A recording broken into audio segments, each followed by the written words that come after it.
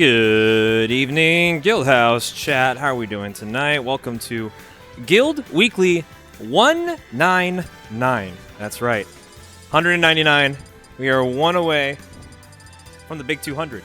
Which, by the way, I know the TOs at hand have a surprise for the 200th one, which is gonna be a fun week. We have Genesis Black happening this weekend. I hope you guys remember to register, because if you didn't, well, you guys only have about 4.5 hours to do so, because registration ends tonight. So if you want to get in for Guildhouse, or for Genesis Black, I should say, definitely register right now. And hopefully you can do that while I cast for you guys, at least for the majority of the night. So, welcome again. Fish time, hello. How we doing? We're going to be getting a very interesting round one to get things going right now. We're actually going to get King Koopa versus Uzo, which we'll be starting off the stream with tonight. Already getting ourselves prepared for Genesis Black, because you got the camera angles nice and diagonal, I should say. And of course, the lighting is just perfect for both players, honestly, and their own respective light. The Aegis, hello. Welcome to the Guildhouse chat. We got a small one tonight, of course, roughly 36, 37 players, I believe, in attendance. But of course, Genesis Black already, Ultimate right now is a little over 40. Overall, remember, top two most attended bracket for Genesis Black receives a $500 cash prize as a bonus for that bracket. So, if you guys want to, show up to a bracket, maybe get a chance at the money, I would really consider getting your numbers up. So help us out. We only got like 4 hours till registration closes, so make it happen. All right, so going into this main set here, we got King Koopa versus Uzo. It's gonna be Bowser versus Young Link. Yeah, I know. This is gonna be tough. Bowser and Young Link. I can only imagine this matchup is pretty absurd. But fun fact, it's actually kind of even if you think about it. Both characters do one thing very well. Young Link can rack up damage, get a combo game going, projectiles too. But also Bowser can kind of just hit you and you take damage. So we're going to see how this one goes. I know that Uzo in recency has, been trying to slowly get back into brackets, and he's also signed up for Genesis Black. So what better time to get your warm-ups in than to come to the weeklies, you know what I'm saying? King Koopa, of course, in the building. Has been a home state name in Smash here in NorCal for quite over a decade, and even 10 plus years into playing Smash competitively, King Koopa can still show a little bit of some bright in his gameplay, as he's already trying to get this first stock of the night going for himself right here. And pairing the get-up attack, and right on cue, down smash is in fact going to find the stock. So King Koopa already off to a pretty good start here, and now it's going to be a matter of getting some insurance. Big thing I tell a lot of players, especially when they're new to competitive scene, is a lot of times they feel like their sets are doable. My goodness! Uzo interrupting with a beautifully set up stock right there, getting Bowser the heck out of dodge. That was pretty well executed from the boy. He actually made that look pretty good. And now we're just evened up with the stocks already, and maybe a little bit more percentage. Waited out the air dodge, too! That might have been a hard read. Who knows? But it definitely kept the combo going, and now Uzo making ready to maybe kind of take this one for himself. Perfectly spacing a lot of this stuff here, getting a lot of hits in. But Bowser, if they start bringing it back, they have you off the stage, and especially with King Koopa's reactions, can definitely make it interesting for you.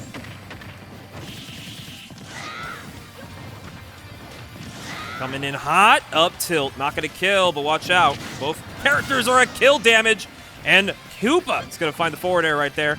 And just like that, this is how this matchup becomes super even in a sense. Young Link gets his hits in, gets his percent, but Bowser is just a character to be reckoned with indeed. The damage really multiplies really fast, and before you know it, you're off the stage on your last stock, and Koopa is ready to wrap things up, catching the air dodge, and doesn't get the forward tilt. That could have probably cleaned up the stock, but nonetheless, Koopa still holding on for dear life. Uzo trying to figure out a way in.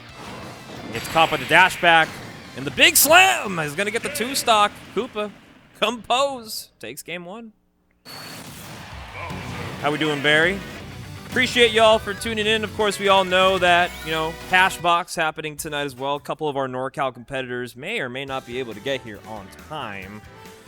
So if you guys were hoping to see Luis and Lammers in this bracket, let's just hope they know how to get here quick.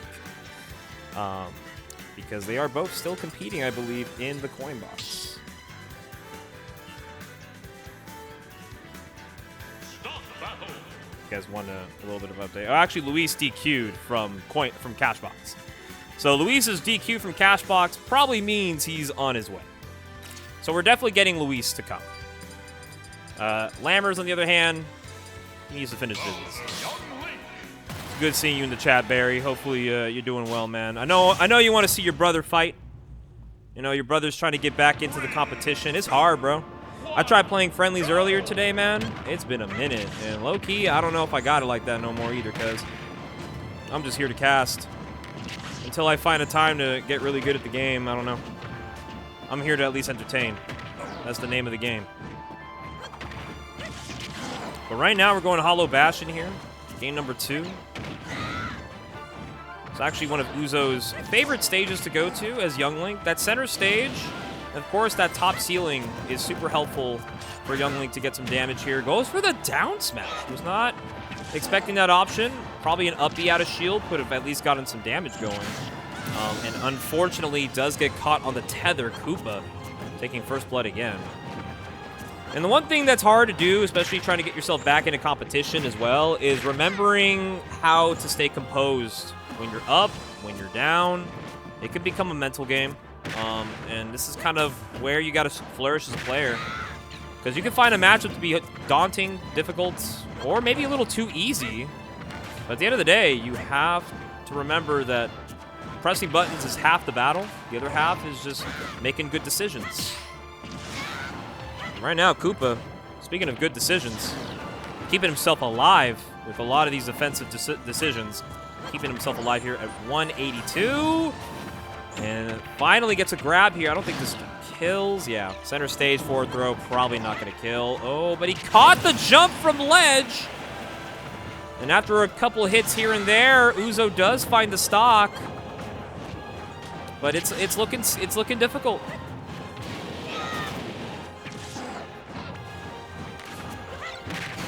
Oh, and he catches the bomb on the way up with the up air. And Koopa right now looking to take this first set quickly. Not trying to give our boy Uzo a chance to really feel out this matchup, this set. But we believe in Uzo. I believe in Uzo. Uzo's a solid player. He's just a guy trying to get back on his feet, man. Sometimes the door gets closed for too long. Now look at this, man. There's potential with a lot of these combo starters he's looking for. But also, a good Bowser like Koopa is going to keep you honest. So you got to be really mindful of the things that he does want to hit on you. Gets the parry, dash grabbing. He's going to look to find the stock here. It's a dash attack. Waits out and pivot grab here. This could be it. Play your cards right. How do you get up from the ledge? Okay, shielding a lot of these strong hits. Coming through. I'm expecting an up tilt to come out pretty soon. I think Uzo spending a lot of time on these platforms might give Koopa the idea that he could just run up and maybe just throw an up tilt to get the stop. Okay, reads the tech. This is huge for Uzo. Just keeping himself honest. Does find the dare. He's been looking for that for a while. And Nair's going to finally put it away, but 100% against Bowser. You're going to have to play super perfect. And he rolls into a bomb. Not enough to kill. But I think the bomb should help him recover. And Koopa, not exactly going to find it yet. And up tilt, like I said, will find the mark. And King Koopa wins that one 2-0. But I did see a lot of fight in Uzo. I think that's something you got to take in consideration, especially for the first set of the night. Sometimes, you know, decision-making can be thought out, but, you know, making it happen can be a difficult story. So, good run, though. Koopa taking that one. Kind of scary, though. Last game, Uzo was fighting back pretty hard there. He's keeping that last stock alive for a good minute and a half. Really trying to keep himself afloat in this set. So, good to see him still making it happen. But, yeah. So, if you guys want an update, yes, Lammers is, in fact, probably going to be DQing for this Guildhouse. He is currently fighting TM7 Zap, I believe, for a top 8 spot in the cash box. And I think if you guys want to tune into that set, I believe it will be broadcasted on the Hungry Box channel. But hey, keep our tab open, dude. We got sets too. We just started. They're finishing up. You should know your priorities by now. But yeah, gotta give it up to Uzo. I'm sure he'll be fine in losers. He'll probably take a set or two, and then hopefully he can regain some of that confidence, that neutral, and that gameplay that I know and love from the guy once he gets some friendlies in. That's the beautiful thing about Guildhouse. A lot of locals are not as, you know, privileged, I would say, or spoiled to have so many available setups outside of bracket. You know, we got Redemption Ladder for those who don't make it too far in bracket. Shit, we even got enough setups for just people to play and just have fun, you know? It's all about the game. Icon, hello, hello. Congrats on your 13th place finish at the cash box. Unfortunately, Xavier is a very strong opponent, so, you know, it was going to happen one way or another. But Xavier did end up making top 8, so I think respectable loss. And we all know Xavier to be a very respectable player. So this is a matchup that I'm excited for. I don't know if a lot of you guys are believers in the Penguin, but we're going to have ourselves Sandfall versus our fellow co-caster. And he may be casting a certain event happening this weekend here at the Guildhouse. So if you would like to hear some Sputnik GT commentary, he knows he'll be right up here real soon once he gets his sets in. But of course, at the same time, he does play a mean rotation of low tiers. This guy is the definition of what some may call the low tier hero. His rotation comprises of, you guessed it, DDD, Little Mac, and when he's feeling a little quirky, don't worry, man. Ganondorf is right there. That's all I'm saying. So, but of course, in this matchup, I would assume the choice would be DDD.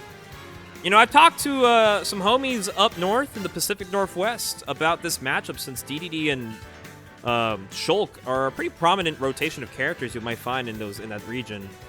A lot of them do argue that DDD does compete with Shulk. It's annoying, but DDD has his ways of winning this matchup. And even though at the end of the day, it's really up to the DDD to really play this out patiently, I mean, that's like most games, right? Most matchups, you kind of have to respect the range that Shulk provides, especially with that Nair. And the combo game, of course, that Sandfall can show off as well. So this should be fun. So local commentator, Sputnik GT, and of course, longtime competitor, Sandfall, going clash to clash here in a matchup that I find pretty common nowadays. Let's see.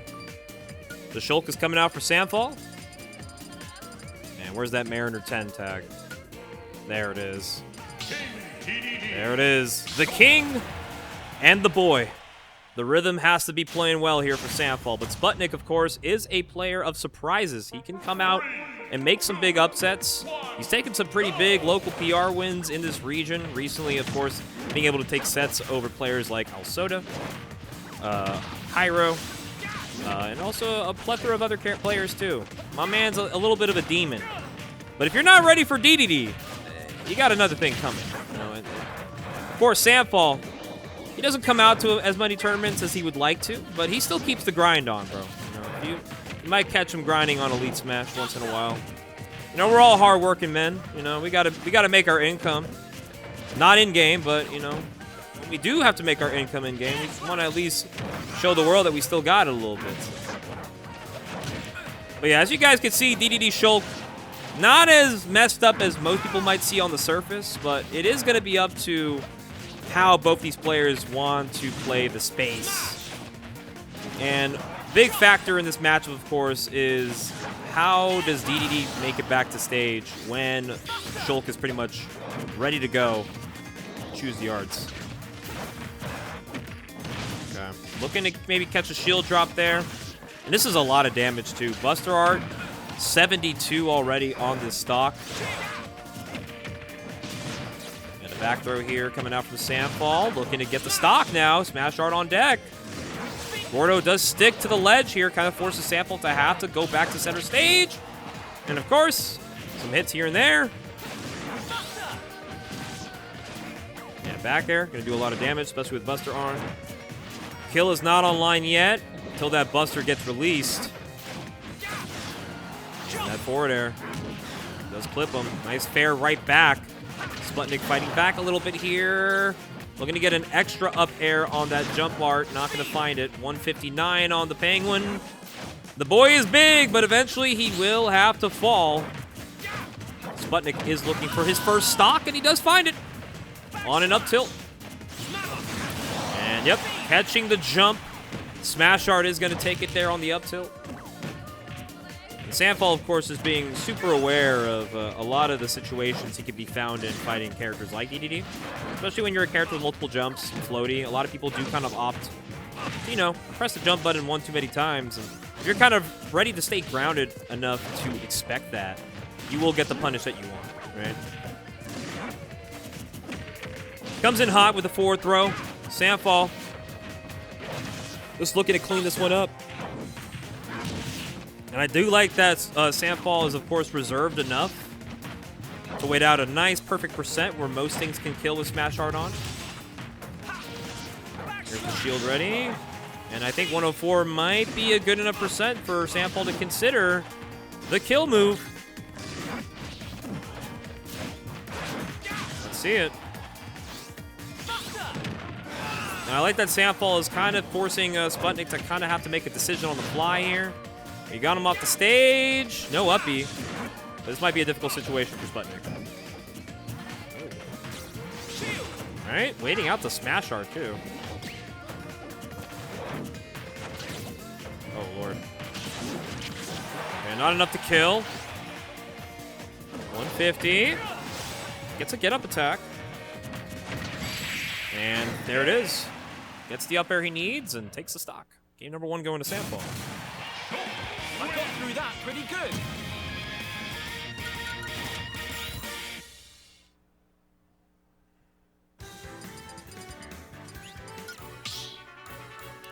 Alrighty. And we got Danielle in the chat. What's up? How you doing? Ruining on the boys, Sandfall, of course. He playing hot. You know, last Guildhouse he attended, I believe, was the one he took out Lammers and winners. And actually made a run for 5th place at the last Guild Weekly he attended, which I believe was the first weekly of the month, so it was not too long ago. Lammers, of course, and Sandfall, I think they have a history of sets of trading in different eras of the game, too. Sandfall's taken sets off Lammers in the past, and even has taken a set literally within this last month, so... You know, my favorite quote, it still applies to me, man. Unk still got it. Sometimes Unk gotta show the young guns what it was like back in the day. Gotta know how it was like fighting Schultz. But I do like the patience from Sandfall, of course, recognizing that DDD doesn't really have much to really stand on if you don't allow him to, you know, hit you with Gordo. Don't really give him, you know, the reversal potential he needs.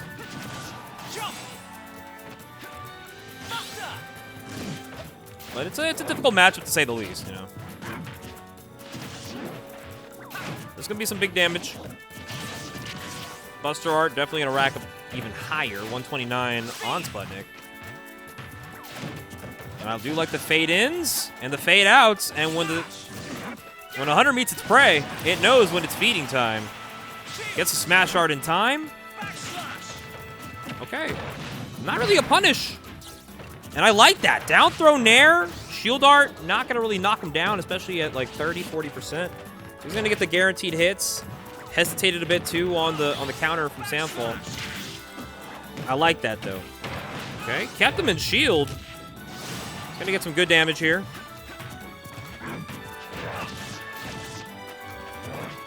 It's the classic from Schultz. Nair fair.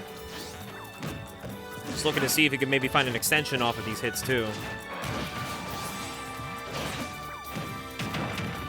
Oh, my goodness gracious. That was 150.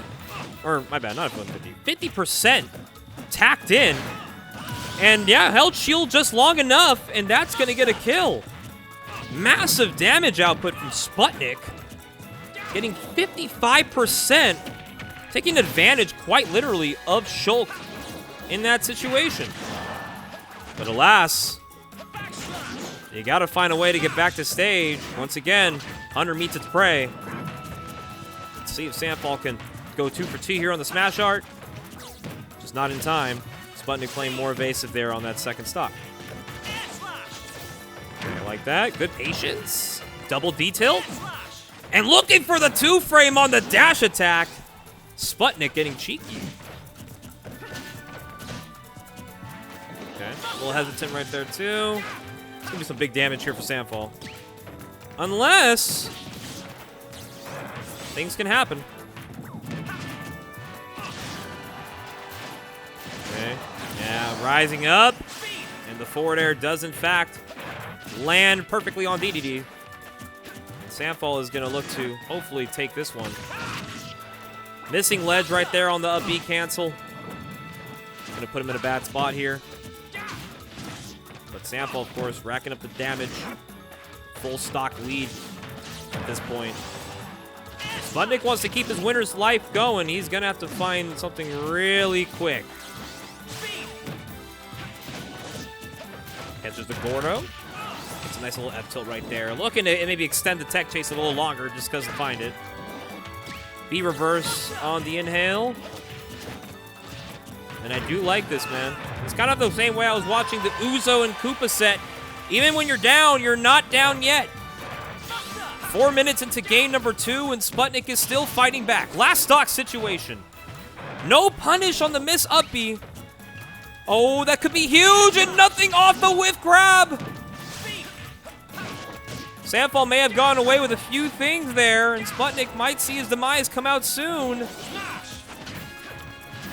And right now, Sandfall's looking to maybe catch a jump and disadvantage here, maybe to try and scare him a little bit, and he does find one. Big Boy's not going to fall yet. 127 backslash. Still not enough, but a back air is enough. Well-played set from both competitors, really, going into that last stock. And Sandfall will advance, getting that 2-0 win in that set. I mean, that was well really fought. Like I said, you know, DDD can definitely make it work. But Sandfall, of course, just really disciplined, really grounded on keeping himself afloat. Didn't really want to go too hard in the paint. And he was rewarded with being able to escape a scary low-tier upset that Sputnik has been pretty good about making happen once in a while. So Sputnik, of course, taking every set with a grain of salt and learning as he goes, you know. Sputnik's also relatively new to competitive scene as well. But he's definitely not new to the competitive environment, you know. He's a sports guy. He's always been up and up with the numbers. We always talk sports, man. We always talk about our Bay Area teams. And, you know, competition's in our blood, man. Doesn't matter if we're picking up sticks or picking up bats or shooting hoops. We're making shit happen. So, very well done. Going into this next set, by the way, long-time rivalry of two friends who definitely have had their scuffles and have definitely had their opinions on each other's characters. And I believe one of Javi's, if not both of Javi's, least favorite players. We're going to be getting Salt Lord versus Al Soda. It's okay, Javi. Clip it without context. It's funnier that way.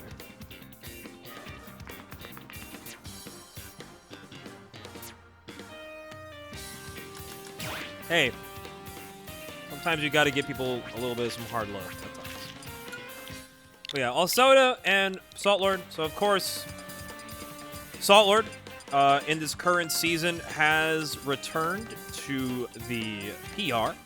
I believe Salt Lord is ranked number 13, I believe. He's up there, though. Top 15 in NorCal. Frequent PR contender every season, even during the seasons where schoolwork does get pretty hard on the boy. Going up against another veteran, Al Soda, who also has been frequently PR'd for many, many years to come. But this time around, Alex laying low in the past few months. So he's now off the radar, but he's still a very strong opponent nonetheless. Aw, look at them. Maybe Alex's heart piece was a little fatter on the right, but it's all good. Blood is thicker than water, guys. Here we go.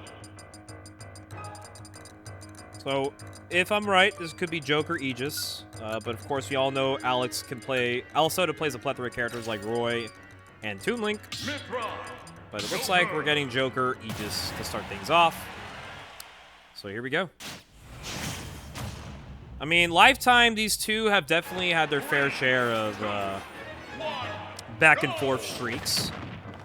But I know that both these players have some extremely strong opinions on how well their character performs, not just in their region, but in general. So, it's just a clash of really good characters. It's going to come down to the winner of this will get a chance at fighting Louis Money. So, 8 and 9 seed.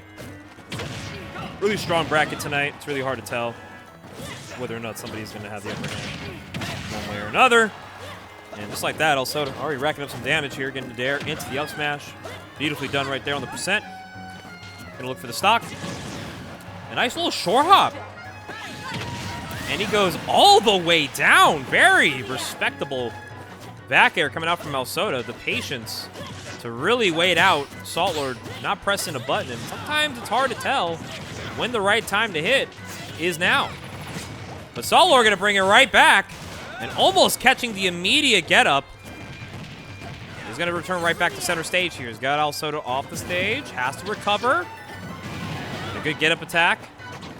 He's going to get a lot of damage here. Big damage. Down throw bear.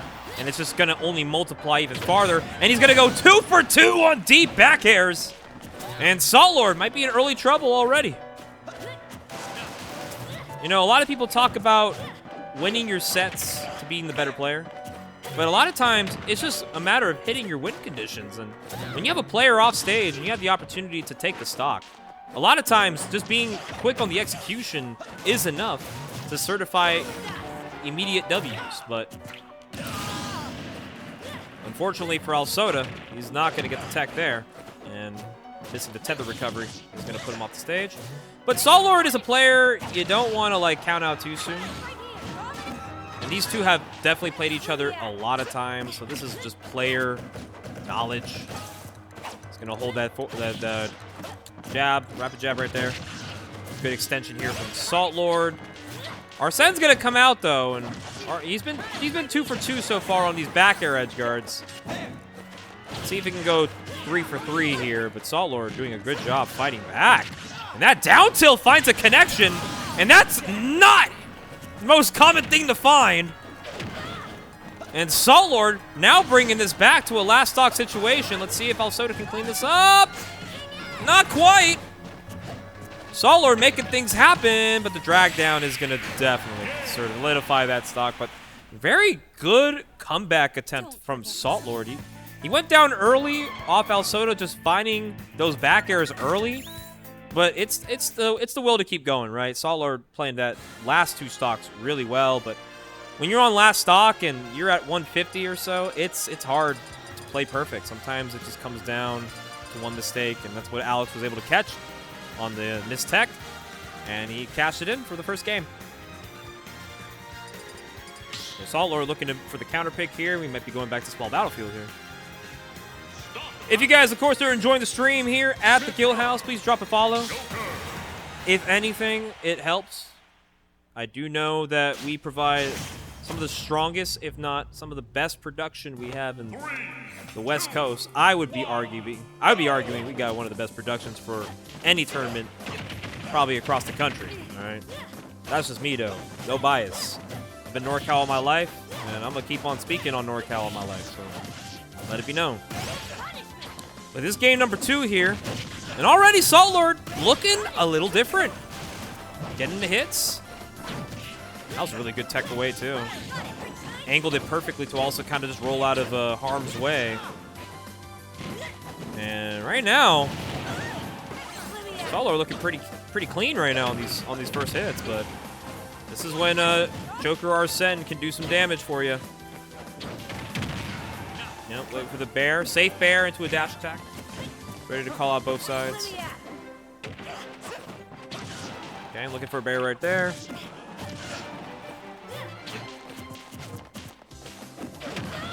grab. Looking to stay on his foes. It's Bear.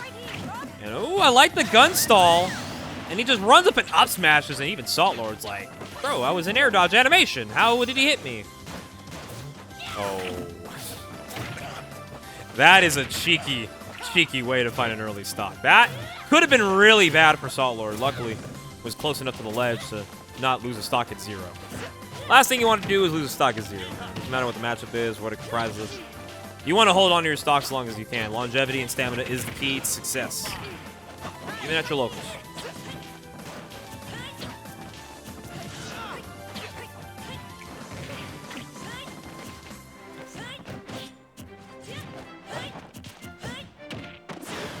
Okay, back row.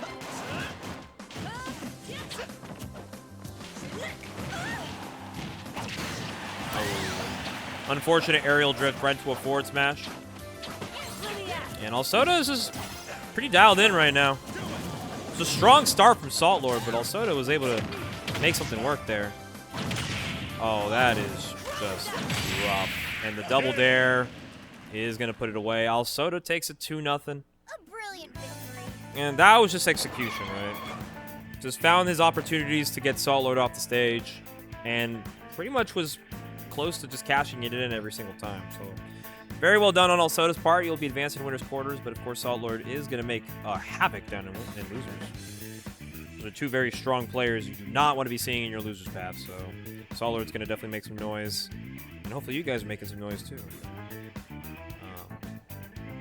And we got a very special set coming up next on stream. So you guys are you guys big fans of birthdays? Anybody a birthday fan?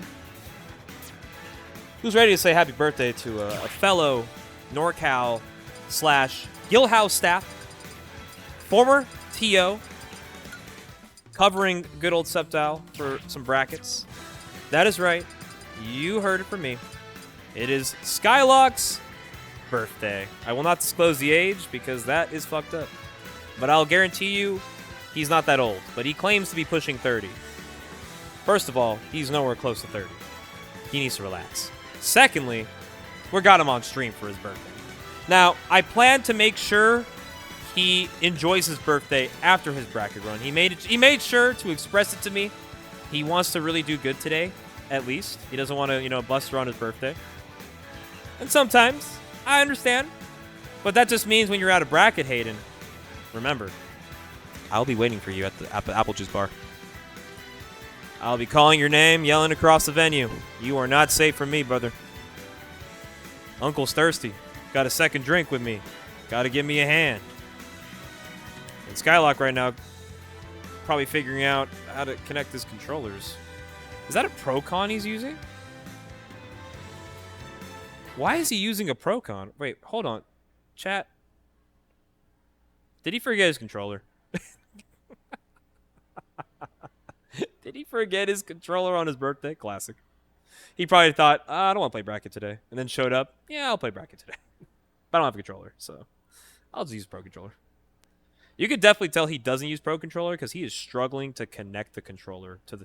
Can we all just point and laugh at Skylock really quickly? For how funny he is. He's such a dork sometimes. Oh, now you got Nabil having to help you out, bro. Nabil's like, oh, you got to hold the button. And you got to wait for it to connect. And then if that doesn't work, well, did you charge the controller? Yo, Skylock is like, he's so nervous.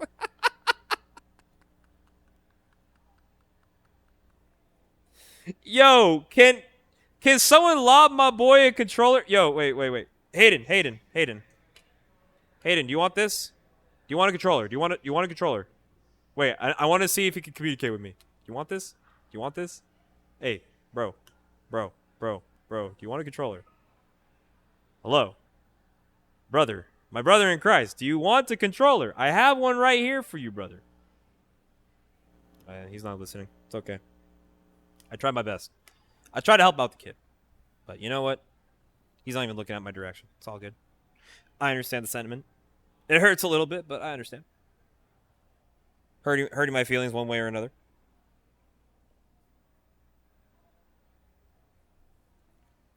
Speaking of the devil, we got Alsoda joining me. Coming off his His set with Salt Lord. We got the birthday boy on stream. Oh, Jesus Christ. I said we got the birthday. Oh. Boy, if you don't... Speak. I think the wire is on the mic. It's going to start doing this little thing. There you go. I want to go home. Why is that? I have work at 6.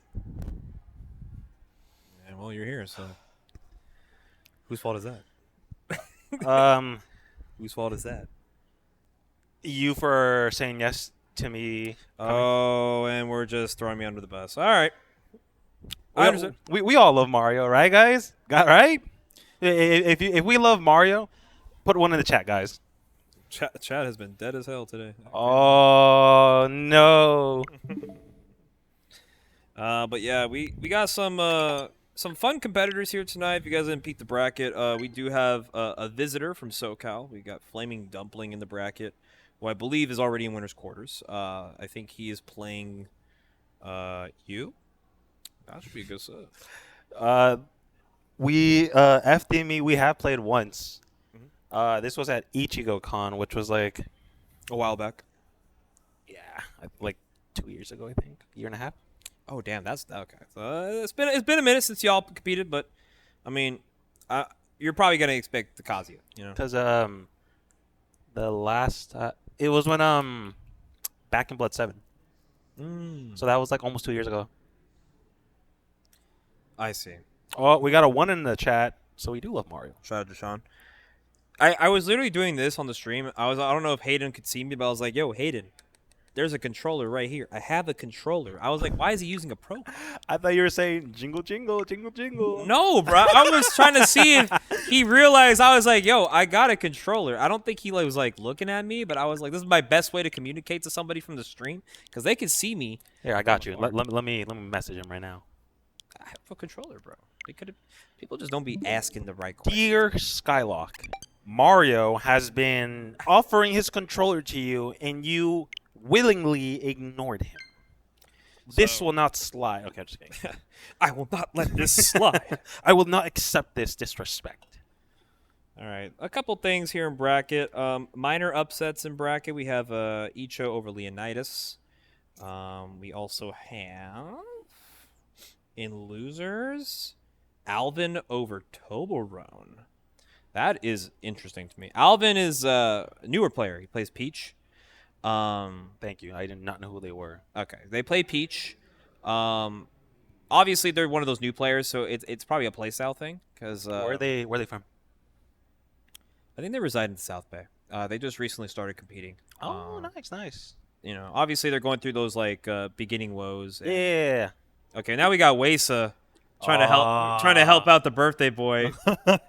Like, okay, is he? Javi, can we confirm if he's had apple juice already? Yeah, it's Skylock's birthday. So he's probably already there. He's probably more there than I am. Like, brother. Oh, dude, I was like, not disappointed, but I kind of had like I was low-key a little bit disappointed because my round 1 was JYB. Oh, JB Trident. Yeah, the Robin. Yeah, and I like he literally pulled up right behind me, and I was like, "Yo!" And I'm all like, "What are you doing here?" And I was like, "Oh, I got out of class and I just booked it." And I was like, "Oh, you go to SJ?" No, I came from SF. I'm like, "Oh, dedication, bro." Yeah, That's what's up. And then I was all like, "Wait, we're fighting round 1." It was like, it didn't happen in SF State, so gotta happen here. I'm like, it's gotta happen here, man. I don't want to fight you round 1, man. Well, oh my God, hold up. I am peeping the side stream right now, and it is Game 5, Sonic's Xavier. Oh yeah, that's happening in the cash box. Cash box. Anyways, we got Hayden playing the pit, and we got none other than Galactic Ranger Nabil playing Rosalina Luma. Yeah, you already know these two have a long set record between the two. Actually, very back and forth, I would say. So let's see if today is that kind of day for Skylock. You always want that birthday buff, right? And of course, we all know Nabil. He's pretty good at making you look dumb on your birthday. So we're gonna see if Skylock got the buff on him. My And I think it's safe to say he's looking pretty hot already to kick things off. Look how poised Skylock looks. He's like locked in. Yeah. I mean, he's got to take a few hits. So what? Oh, Look at wow! Even reading the potential reversal from Napster. Wait, hold on. Is this a new version of Skylock that we're witnessing? Don't say too soon, because we all know Nabil is pretty good at making your stocks disappear. That force smash took out the orbital really quick. Oh But my god. this is some strong gameplay I'm seeing out of him. Playing confident right now. Oh, baby. Scary stuff. Back air. Yup. Yeah, he's going to eat through that. Super armor. Okay. Back throw. Back throw. About to get Luma. Oh, and that is a reversal that Napster put himself in by accident. That's nuts. But it don't matter, though, because, I mean, Skylock up a full 2 stocks right now. Looking to get Green even hairs. some more. Fair. He's on something today. Hold on. No, chill. Oh, no, got a haircut. The barber said, allow me to A little bit off the top. a little discount for the kids. Not the shield poke, man. Come on. A little discount for the kid. He might be bald already, but don't worry. I've seen Hey. bald people go to the barber. They got a beard, right? If you ain't got nothing to show, there's nothing to pro. But right now, Skylock looking real hot. Oh no, please. No, he's not dead, right? Yes. Yeah. Oh my god. Okay. I was actually gonna be so sad if he died because of that. He actually has dropped the game at YouthNet to Wesa doing the same thing. Except instead of a buffered side B, it was a buffered air dodge. Oh. And somehow he those didn't. are the worst. Yeah, and he was already like halfway to the ground, so it was curtains. But be careful, because Napster is pretty good at playing from behind. You are at kill percent right now too. Yeah, and Napster is not afraid to keep playing. What a crazy air dodge. He's not afraid of playing the same aggression, but he's definitely going to look to try and keep his stocks alive here. Oh, doesn't get the Rosa. Okay. Off stage. What's your move? Oh. Yeah, like that. Oh my god. Couple uppercuts here and there, waiting for the air dodge, and the up smash does clean it up for Skylock, ending that first game on his hands. Birthday boy is up right now. 1-0 on Napster. He's looking hot right now. Even the last few bouts have been close between these two. They've definitely gone the distance in best of 5, best of 3 territories. So, I mean, this is still a set Napster can come back from behind and really take for himself. 100%. And we all, I tell Skylock this: don't have the syndrome of going all out game 1 and then not having a lot of ammunition left for games 2 and 3, because sometimes those game 1s, when they're a little too good, then you start thinking to yourself like, okay, maybe I can slow it down a bit. But like, why are we slowing down? If the throttle's working, keep it pushing. But game 2, Napster, he's gonna look to be, a little wary of a lot that Pitt can do in this matchup. No jump again. I'm loving this like ledge pressure that Skylock has. Definitely like threatening the get up, jump, and like roll distance with like nair. Oh, air dodge. Oh, but gets the sour spot and knocks those up. Okay, right there. And right now, like, wow, I'm surprised that didn't spike. Okay. Yeah, just keeping himself afloat here. Skylock, of course, really looking for this stock quickly. That Luma's gonna help Napster a little bit out here, trying to keep Skylock a little bit at edge. I like that he kind of prioritized getting the Luma out of the way too as well. Had enough time to really do that and regain back to center stage. Now he's got Nabil off the stage. He's got to think about how he's gonna find these stocks though. Oh, I thought it was about to be another reversal right there. Stay back. Oh. Not good enough. DI. Okay, this is where it gets dangerous, right? Because Yeah. you go hot, and then the Napster just kind of starts picking up the pace a little bit here. Not trying to fall too early to Skylock, but 136 is a little scary. Okay, up smash, good response. Oh, but Fair's gonna hit that foot. And like I said, I was really unlucky too because it was the Rosa Dare, not the Luma. Oh my god. I swear, every time I see Luma charging F smash at ledge, I like clench because of like the impact that I'm about to be hit with.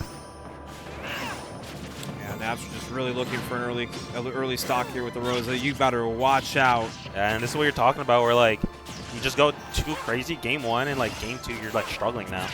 Yeah, and it's not because, like, a lot of the times it's not necessarily because the player got the adaptation on you. It could be a little bit of a mix of that, and of course you kind of holding back a little bit on the gas pedal because I don't know why there's that mentality where if you're game 1, you win too hard, you think to yourself like, oh, I could try some new things game 2. But you're in a competitive environment, bro. If your opponent is wary that first game wasn't good, they're going to do everything in their power to, of course, allow themselves to bring it back. But I think Skylock might be okay. He's kind of reclaiming his rhythm here. Maybe trying to close out this set. Okay, 95 off stage. Dude, it's so crazy how good orbitals are. Just like tanks a whole hit, and then like once one like breaks your shield, like you can instantly react out of it. Yeah. Oh, Napster is definitely trying to go for a read there. Damn near close, but luckily for Skylock, he was in between the lines. Doesn't get hit by either Luma or Rosa. And he does have to make it back here. A little scary situation to be in at 128. But right now, Skylock holding Napster in front. Ooh, good jump. Good grab from Napster, too. Could be a stock if he's guessing correctly. Oh, my God. Yeah, and the spacing was perfect enough for Napster to get a up smash, and now it's last stock. This is the kind of games that most players got to be able to dial in and really close out because you don't want a game 3. Yeah. Especially with someone who can, like, adapt, like, on the spot, and then, like, game 3 is, like, just going with the intention to react to you. Like, at that point, like, it's going to be hard to like, play. All right, but big punishes like that are going to be helpful. Oh, my God. Back air just enough. God. Skylock taking it. It's for that back air. And that's going to be a seeding upset indeed. Birthday Boy buff is real. Skylock will be advancing to winner's quarters where he'll be facing Louis Money. And, you know, obviously the birthday gift is to beat Louis Money. And I don't know. Maybe we could be seeing some scary shit. But hey, Luis, if you're a real one. If he's a real one. Hey. But anyways, some updates in loser side of bracket. We had a Mewtwo Ditto, Leonidas, and Mudskip, where Leonidas was the victor in a 2-0 fashion. So Leo in top 16. Right. Not to mention Salt Lord in top 16 losers after taking out Question Mark. Icho over Alvin. Question mark. He's a Kazuya / Steve from Santa Cruz. Yeah. Very, very, very fun fella to talk to as well. And then, of course, Sputnik. He is currently fighting for his life against a Peach as well, Amir, into Jangi potentially. Oh. And hey, shout out to boy JB Trident. Just took out Sword Hero in losers and now is fighting Napster. Welcome to Guildhouse, I guess. That's definitely like a welcome to Guildhouse moment where you got to fight either Napster, Twan, or Luis. It's like, yeah, you're going to run into these folks. Definitely most of the time. And then Nestboy if he makes the rare occasion. Yeah, and Nestboy is here, but unfortunately, he had to take care of some work. Cool. Some studies. Remember, guys, midterms are coming up. Study. Never give up, guys. Never give up. As we're going now into winners' quarters, since we are now finally wrapped up with all of our winners' round 3s, we're going to be getting off started with potentially either Twan Nanoash or you're set with FD. I'm kind of down to just put Al Soda out there. Get it out the way, bro. Just get it out the way. I need to be mentally prepared, man. Okay, so Luis Skylock off stream. Let's see. Yo, production, can we get Al Soda on stream right now?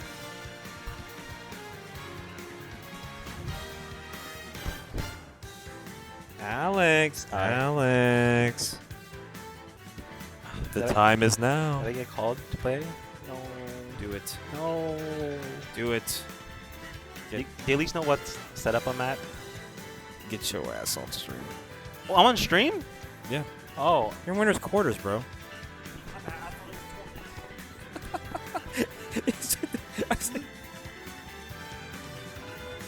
Yeah, bro, you're Twan and Nanoash. Well, get yourself meds prepared, bro. You're still in bracket. I'm casting. I'm the one that does this. I'm the one who knocks. Motherfucker, get over here. Anyways, So we definitely lied to Soda, but we definitely going to be getting a set on stream. We got a Twan versus Nano Ash. Boy, oh boy. These two haven't played in a little bit, but it looks like Nano Ash has been kind of getting his number on it. Okay, now we're switching. Okay, we're good. We're getting what we want. We're getting what we want. Let's see.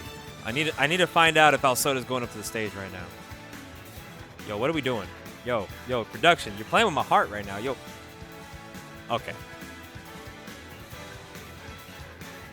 Okay, I was getting my feelings played a little bit there. I was low-key seeing Twan Nano Ash. I was seeing FD Soda. I was like, which one are we getting, bro? Which one are we getting? But, of course, thank you guys for tuning into the stream. I know you guys were really excited watching some cash box action happening. I know top 8 of that is going on. As a matter of fact, we even got some TVs up here playing some of the top 8 sets, while we're also showing off the Guilty Gear Strive bracket happening on Guildhouse Esports, I believe, right? Am I right? Esports, or is it Guildhouse 2? Guildhouse Esports. Okay, for sure. So tune into Guildhouse Esports if you're down to watch some Guilty Gear Strive, because I know they always pop in with their weeklies as well. Big Latios, how we doing tonight? Logan as the 4th seed is a wonderful timeline. It is indeed, man. I mean, the boy earned it, you know. Honda, a player we've seen grow over the years, actually securing a 2nd place result last week at Guildhouse, taking a set over Luis, Shrudik, and Nano Ash. And speaking of Nano Ash, we do have him on stream against Twan. You're doing good, you think? Well, I hope that me telling you that I wish the rest of your week is just as great, if not better. And I would like for you, if your day is inconceivably hard to determine, just know it gets better from here. Thank you. Thank you, Mr. Latios. And I hope you enjoy the stream as well, as we have some really hot winners quarter sets coming your way. We have Nano Ash and Twan, followed by On Cue, the 2 gentlemen sitting on the couch right behind you. That's FD! That's a flaming dumpling! Coming straight from SoCal, hanging out for the week. It's giving NorCal a little bit of some trouble with a tri-main of characters you all know and love, but let's get right into some Bowser Min, shall we? W. Evan. Yeah, he's just lounging. FD, of course, our 2 seed of the night, who is, I think, currently number 5 in SoCal. Overall, I think FD is top 5, like, SoCal all time. Low-key. Yeah, he's getting there. I think when it's all said and done, FD might be that upper echelon of SoCal as a legacy, bro. I might be speaking too soon, but I think he's well on his way. Anyways, Bowser Min. A matchup we've seen many, many times before, but a lot of times you think to yourself, how does Nano Ash do so well in a matchup like this? Well, he's got a lot of practice against some really good Min-Mins in his history books. And Twan, of course, has been a player who has tried his best to stay positive on this Bowser, but the King of Koopas, he don't play around. That is a huge statement. I don't give a damn. I make big statements every single day. If they hate what I say, I hope they can come for me. Because listen, I'm untouchable. I'm untouchable, baby. Same way this Min is untouchable. Look at the way Twan is getting these edge guards. But Nano Ash, of course, one of the best Bowsers in recovery. There's a Bowser player that you would like to extend your lead on. It's definitely Nano Ash, because he even finds ways to get back to stage in more than one.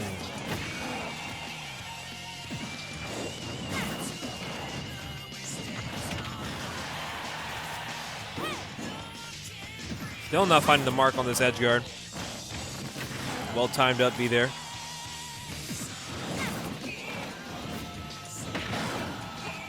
Okay, and the up B, still not getting the stock. I just love these angles that Nano Ash gets on these recoveries, and he gets 3 fairs in a row? Damn near taking him across the stage. This is just a big lead already for Nano Ash. Already 70, 80, 82% on the second stock. Right now, Nano Ash just flying high. These hits. And the feet don't touch the ground.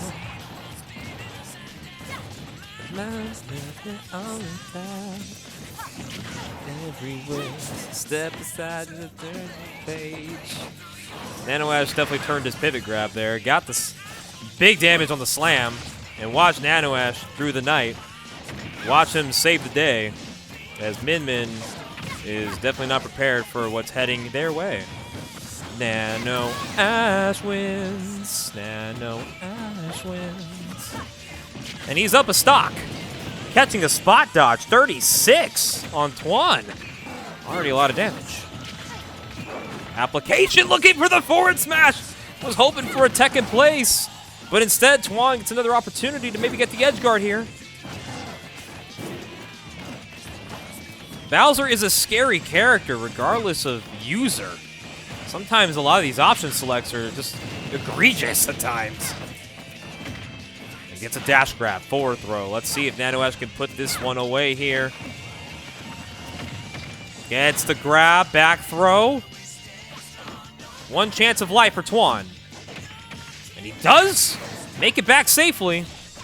An opportunity to take the stock. Does in fact do it. Still very doable for Min Min though, but Nano Ash is a player who is calm, cool, and collected. He's gonna look for this stock right here. Barely missing the forward tilt. And Twan might have an advantage state on his ways, keeping Koopa off the stage. Down tilt, Nair doesn't get the full conversion, gives Nano Ash a chance at life, but he brings it right back. Air dodge. This is huge. Twan needs to execute this kill. Lets Nano Ash get back to center stage. He's running, he's gunning. Doesn't get the back air in time. Twan is looking to put it away, but Nano Ash is right there in his face. Smiling at the eye of the deceiver. Looking for a crack to fill. But Twan is going to keep Nano Ash off the stage. And with an insane comeback factor, Twan brings it back and wins game number 1. The composure from Twan to hold on for dear life. He had to play that stock literally from the ground up. He was literally a hit away from losing the game. And Nano Ash just wasn't able to find his way in. And a deep breath of sigh and coming out from Twan. Shit, I was feeling my hands moving like a little too crazily. Yo, why is that a hot dog from Fall Guys? Yo, what is happening? I got sidetracked real quick. After that crazy ass game, why the hell was it? I just saw Fall Guys in my own venue. All right, we're back on game number 2. We got Battlefield and the counter pick here for Nano Ash, and got a nice little 60 piece to start off the stock there too as well. Oh, so scary. Whenever I see Min Mins kind of go for a stall off stage, I always get afraid that their tether is not going to help them get back to stage. This is huge for Twan though. Oh, damn! The Dragon Arm was finding his way in too. Yeah, Twan right now is just playing really hot. And another parry off the back air, but Nano Ash still on the aggression, looking for a grab, gets a nice little advantage state going, and okay, Rolling Fortress. The damage is more than it needs to be. Catches the roll with another Flame Breath. Nano Ash getting the hits he needs. And this could be a stock. And it in fact is. More than just a stock. Definitely decimation of it too. Now Nano Ash is feeling pretty smooth. Confident too. Oh, big damage.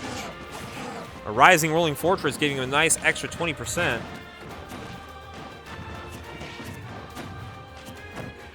For dash grab, back air. So scary. But I do like that Nano Ash is aware that he can pretty much go as deep as he needs to as long as he keeps his resources intact. He's really good at finding a nice recovery angle as well. But this is where Twan needs to cash in his stocks. And this could be a stock if he gets one more, and he does in fact find it. Falling off the stage, hitting with the big ball of doom. And now this could be scary if you're Nano Ash. Air dodging down to ledge, but safely makes it back. Like I said, these recoveries from Nano Ash, out of this world for Bowser mains. Okay, went for the aggressive option there from ledge. And Nanoash does catch the jump from ledge, and it's going to be a stock. So once again, Nanoash back in the lead, but Twan did bring it back in his favor. But it's so scary to figure out when is a good time to bring it back. Okay, I like the pivot up tilt. Try to go for it again. 0 for 2 on it. Twan staying alive here. Gets a nice hit off of the Dragon Arm. Not going to find the stock, though. He kind of ran off from the ledge. Was kind of hoping for an early recovery beyond belief, but doesn't get the punish he wants right now. Now Nanoash kind of having to fight to find a hit right now on this Noodle Girl.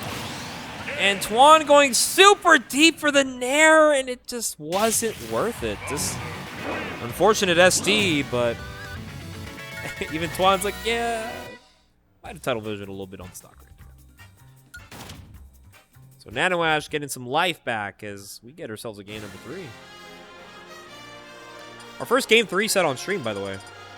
We haven't been seeing a lot of those, which, you know, obviously a TO's dream is every set being a quick 2-0, 3-0, so we can get the hell out of Dodge and go home. But for the competitor, you like to keep your bracket alive as long as you can. I think I want to do it any way possible.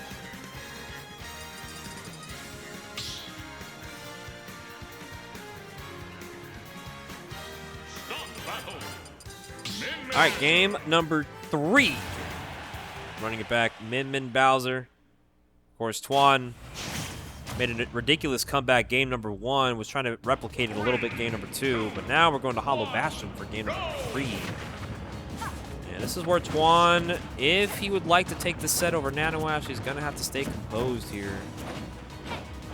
Because as Nanoash has been very successful against the Min-Mins, you know, if you could take a game, you could take a set. Twan has definitely proven in the past that he can definitely make this work, but it's kind of scary when the Bowser is pretty much on their P's and Q's about everything. And a lot of the times, it's also like you're second-guessing yourself, too. You're telling yourself that you might get one way or another. It's hard to tell, man. Okay, is that not going to be enough to take the stock? But a lot of good hits here. Twan really playing the center stage perfectly, and perfectly timed on the ram. And one thing I do notice about Twan, though, a lot of times when he has these big leads, he doesn't risk too much going off stage and trying to maybe find the guaranteed stock off the stage. But if the neutral's working and he's getting the hits he needs to back off his opponents, I mean, the stock is going to come eventually, right? Like right there, just very poised through that first stock. And Nanoash to cash in a 36%er. Right now, Twan holding on to a Kobe Bryant career high. Does get hit with the forward tilt there, brings it to 97. And doesn't catch the roll, parries the sour hit, which is scary because Bowser's up smash sour hit on the ending hitbox does find a conversion on a lot of the characters in this game. I don't know if Min might get hit by it, but it's definitely worth looking into. This is some big damage from Twan. Doesn't get the reset on the Nair. But he does find a grab. Okay, good early high recovery there from Nanoash. This is an opportunity for him to bring this back. But Twan playing fiercely. Gets caught with the up tilt. And Nanoash keeping poise. Really trying to click in this first stock here.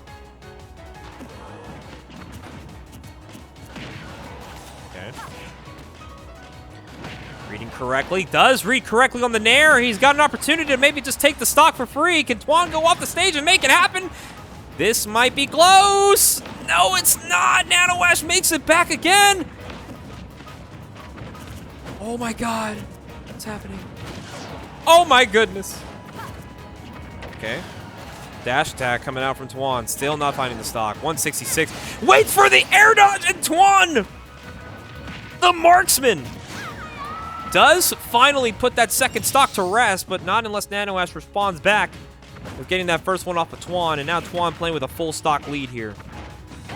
This could be huge for Twanathan. The boy has been playing with a lot of games, more mental than so. And I think it would be really huge for Twan and maybe to tack home this Nanoash W right now. And he just runs off the stage! losing the jump! And all of a sudden, it's a last stock game! But Twan still holding on to a very good lead here. He just has to maintain the poise to hold on. This is probably why Twan doesn't like going off stage. Sometimes he forgets how many jumps he has. It happens. But he's playing as well. Keeping Nanoash on the ledge, not letting this character breathe. Can Twan cash in the W? Does find the dash grab on the rollaway. And the Dragon Arm cleans it up. Twan takes the set 2-1. And look at that boy. Even despite a win, he still knows he has a lot to learn. But a lot to learn for the boys. Twan does advance to top 8 winners side, as Nanoash will have to now enjoy the rest of his bracket run in losers. Very well played from Twan. Of course, that SD on the second stock was a little scary, but I'm glad that he was able to kind of just recalibrate a bit, dial in, take home what's his. We'll be seeing Twan in top 8 winners side. And finally, the moment you all been waiting for. We have a friendly visitor coming from SoCal, Southern California. One of SoCal's prime players, top 5, number 5 in the SoCal PR that was just released recently. We have Flaming Dumpling, also known as FD, up against Al Soda in winners quarters. FD, of course. If you don't know him, I hope you love him soon. He's a tri-main of Diddy Kong, Kazuya Mishima, and Rosalina and Luma. But more than likely, we are going to be seeing the Kazuya. For those who have been keeping up with NorCal brackets, I know that Al Soda has had his deep, deep love for the character that is Kazuya Mishima, but I think he's more than happy to just roll with the punches because he knows that FD is a very solid player on Kazuya Mishima. And of course, FD has made some big moves in recent out-of-region brackets. He's more than capable of making some fucking noise. So. FD actually just came off of a recent W in Arizona, taking home Ascension 4, which was a B tier hosted in Phoenix, Arizona. FD took that through the winner's side. No sets dropped. And on his way there, he took down Lammers and Tan Man twice. So you know this man is business. So we're going to probably be seeing the Kazuya from FD and the Joker from Al Soda. Is a dude who almost took it from Luis last time playing tonight. Of course he is. He's in winner's quarters fighting Shrudik, I believe. But lo and behold, FD, his arrival to the Guildhouse. You will see how he plays this one out. FD is a strong Kazuya. You can already see it straight up. Big damage to kick things off. Forward tilt, catching the jump. That's going to wrap it up. And yeah, even Al Soda knows there's going to be a battle of wits. What was his name? It was Honda. He goes by Honda. We call him Honda. You can check the bracket for yourself for who he really is, but for liability purposes, he is known as Honda. Okay, ooh, dashing right into a down air.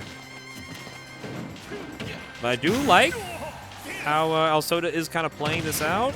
And another deep back air to find the stock. It's kind of the same back air as he was fighting against Salt Lord earlier in Winners Round 3. But Jesus Christ, FD!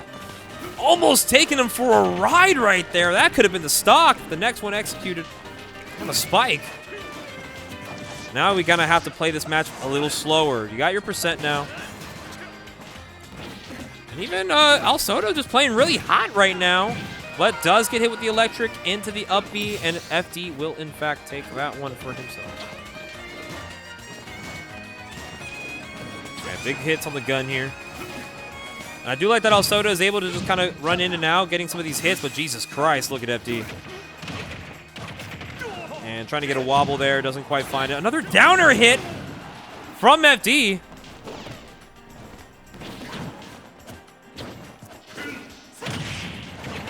That was a beautifully weighted out effort right there. Al Soda taking that second stock.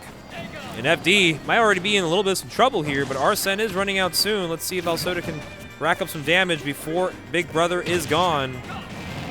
And already a nice bear into side B. This is evened up right now percentage-wise. And he finds a down air. Alsoda reads the air dodge. An incredible performance. 0-0 FD. Alsoda takes a 1-0 lead. And the jackets are coming off from FD. He's had enough time. That was gnarly. And hey, you know what? FD knows it ain't over yet, all right? He's like, all right, you got your one. You played that first game pretty well. Now let me activate my next layer. Going into game number 2, back on PS2. The silver suit back in it versus the red baron that is Joker. We shall see if Alsoda can maybe push this set forward, but FD, I know he's angry right now. He's playing with a purpose. He's realizing Alsoda is a strong competitor, and he's willing to take the hits for what they are. And a nice little down air right there with an up air. Big hits. Bear. Oh, just missing the ledge right there. Not going to get punished for it, though. Oh, but he does find an electric. Doesn't get hit with the side B. Oh, but he does get hit with the command grab. Not enough to kill. And he ate through that. Wait a damn minute. Oh, my lord. Okay, now we're getting hilarious with it, but up B is going to definitely find that stock finally. And FD right now, playing with his lead, and Alsoda, I do like the poise that he's playing with. Oh, but he waits out the spot dodges. This is big damage for FD. 70. Watch out for that rage drive. It's a little scary. Ooh, nice. I like the side B. Let's get a little bit of some damage here. Okay, resets with the forward tilt.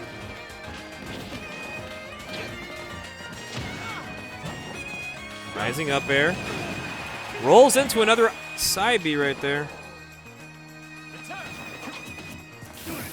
Just barely missing the mark right there. Still gets another hit right there. Alsoda looking for one opening to finally put the stock away. This Kazi is living to 197. 205. Kazuya being one of the heaviest characters in this game. It's a very difficult character to kill, especially when you're not getting the right hits to find the kill. What a forward tilt from Alsoda! Catching the invincibility from the KWD coming out from Kaz. Right now, Alsoda is playing with a purpose right now. Goodness gracious. But of course, FD can bring it right back off one electric. But Alsoda is going to see how much more damage he can. That was a beautifully played side B from FD, and he will find that stock. Oh, but he gets grabbed. This is the opening he needs, and he waits it out. Oh my goodness, FD! No regard for human life. What a down smash read. One down air for a down smash. We are playing with some heat on our hands. FD might actually stand for Final Destination because this is where Alsoda's winner's life might have to halt itself. We got a Game 3 banger on our hands, and it's NorCal SoCal with FD and Alsoda. Game 3. It's anyone's game. It's anyone's game. Who's calling that phone? Who's calling your phone? Here we go. Game 3, Joker Kaz. Back to PS2. It's never the stage, it's the player. Here we go. And right now, it's going to be dire straits. Winner of this set will move on to face winner, I believe it's Twan. Winner of this will fight Twan in winner's semis. It's going to be a big upset for Alsoda if he's able to hold on, but FD, he's not playing no damn games with you. He sees that Arsene and he raises you with something crazier. Okay, with Arsene on hand. Oh, and he dashed in. Oh, but the drop on FD right there doesn't find the stock he wanted. He's going to get hit a few times. All it takes is one good electric here. Oh, I like that. Oh, but the F-tilt does get caught with the electric. FD finds his way in. Let's see. It's hard, man. FD right now playing with a purpose. No tech. Waits it out. I thought Alsoda's playing a little patient here, too. Now, I like the gun use, too. I never really got to see a lot of gun use out of Alsoda. I've always said that Alsoda's a really good player about, you know, winning neutral with Joker without really the excessive need of some usage of gun. But, I mean, right now, it's a really well-played advantage state from Alsoda. He's just keeping FD off the stage and even gets a stock for it, cashes it in. And this is a banger we've all been waiting for, man. I mean, we all know we want to see Luis and FD, or our top 2 seeds of the night. But I'm also super down to see what we might be able to see out of Alsoda. And even this music is perfect timing, too.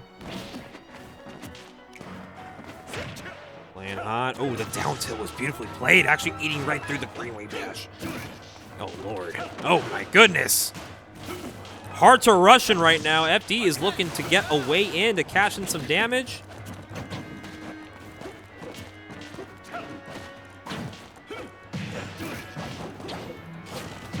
So scary. Missing the electric there, but does get a capitalization of damage. And that Arsene is gone. FD playing that stock out for the Arsene to disappear. Oh, nice. Good roll timing right there from Alsoda. Got him off the stage. Another back air. Trying to get the timing on the down smash. Watch out for the rage drive. Aye, that's a stock. Goodbye. FD does get the electric and the up B. Rage drive still on deck here for FD. He can get some really good damage right here off of one electric. He's just going to use it raw. 33. Why not? Arsene's coming out. You know you want to fight it. There's the Hell's Gate. Waits out for a tech in. Doesn't find it. FD holding on for dear life right now. It's the 1-2 right there. So scary. Both players are pretty much at a standstill right now. Let's see if Alsoda can find the stock. And he doesn't find the F-tilt, but he does reset it with a back air. Does have him off the stage. Arsene is gone. And it's last stock. But one electric is all it's going to take for Alsoda to drop to losers. Let's see if FD can find it. But Alsoda's fighting back just a little longer. Another down tilt. Oh, here's the grab. Big hits. 39. Waits for the roll in. The patience from Alsoda. Another down tilt. Oh my goodness. Oh, and he eats right through an electric with the Rebels guard. It's anyone's game. Arsene is almost racked up and ready to roll. FD might be in dire straits. Arsene is about to come out really soon. But the rage drive is ready. Oh my god. Oh! Forward smash! That's gonna be it! Alsoda over FD! What a timing and spacing! And Alsoda makes the big upset tonight! Holy! What a well-played set from both players. That was gut-wrenching from literally both sides. That is insane. Well, FD is definitely going to be visiting the loser side of bracket a lot sooner than we expected, but that just means this bracket just got a lot more interesting. Oh my goodness. But yeah, I mean, I will say this though. Alsoda came up to me before he was going to play FD. I mean, he kind of said a little bit on the mic, but he did speak to me on the way here. I drove Alsoda to the tournament. He said that he hates fighting Kazuya, and he also just finds the character to be kind of like, I just can't beat it, you know?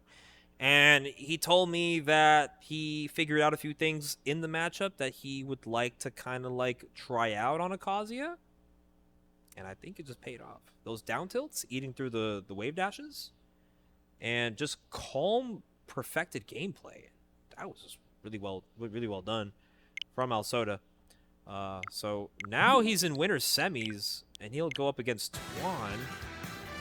But before we get to Twan and Alsoda, let's get to the other winter semi set, which we got Louis Money versus Shrudik. Shrudik just took out a Honda in winner's quarters, which was a set that happened off stream, and Luis, of course, taking out Skylock as well. And, you know, speaking of the devil, the man himself, I know you were talking to me that you had some things in that matchup figured out, and boy, did it come together. That was really well played. That was an exhilarating set, too. I think y'all were beating the shit out of each other, and then that game 3 was just, it was a mental game, bro. My eye hurts. Your shit looks like it got gouged. The left one, right? Okay, for sure. Yeah, FD and me, we kind of felt a little bit some delay or like some input delay when we were playing. So we kind of told Luis and Shrudik to like try it out just because I don't want them to like have the same issue. That's fair. But, you know, Luis and Shrudik, of course, these two have fought their sets over and over.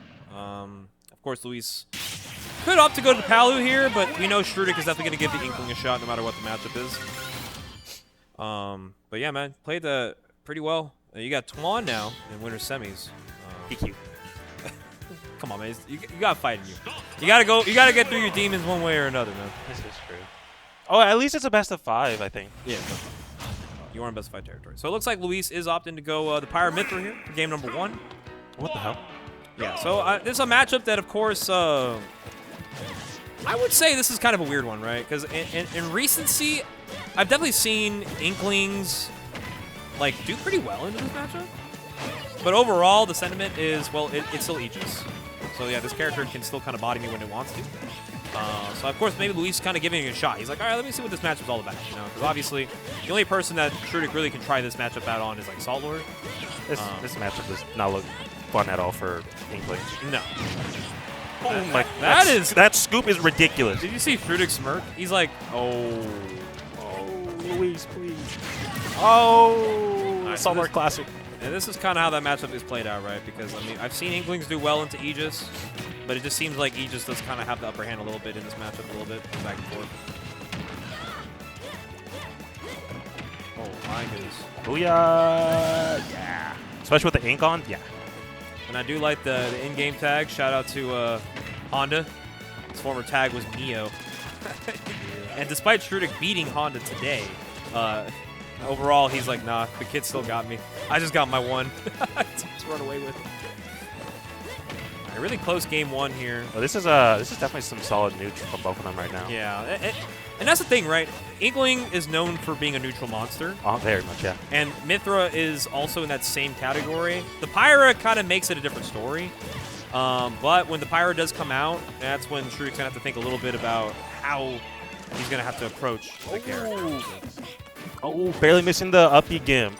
I like that. He's been going for that a lot more recently. It's like very effective against Mithra. Oh, yeah. Or Aegis in general.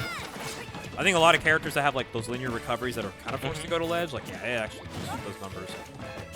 Look at this. And Shrudik, of course, recently named number 3 in NorCal with good reason. Actually putting up a LeBron season over the summer. Now having to try and repeat history here in the winter. Honestly, I'm literally hoping and just always wishing for Shrudik's like uprise. Yeah. I always look forward to seeing him play, and like always like go past his limit, just cause like kid. And the Salt Lord in Luis definitely told me before his match there.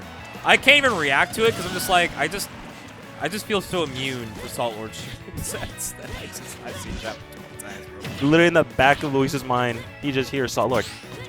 Do it. He said do it. Okay, but back to what you're saying, yeah, I mean. Yeah, like, again, I'm saying he's, like, last season, like how you're saying, number 3. Like, the highest he's ever had here in NorCal, his peak, definitely. Yeah. And, like, his season he had, like, again, it's just, it makes me proud to see how far he's come as a player. Because I've known Shrudik since Wi-Fi. Yeah. And, like, he's definitely been one of those people that always, like, talk to me and always try to, like, find a way to get better, always asking questions, always finding a way to improve. And, like, now he's kind of found his own tempo of how, like, to improve and, like, move with the game.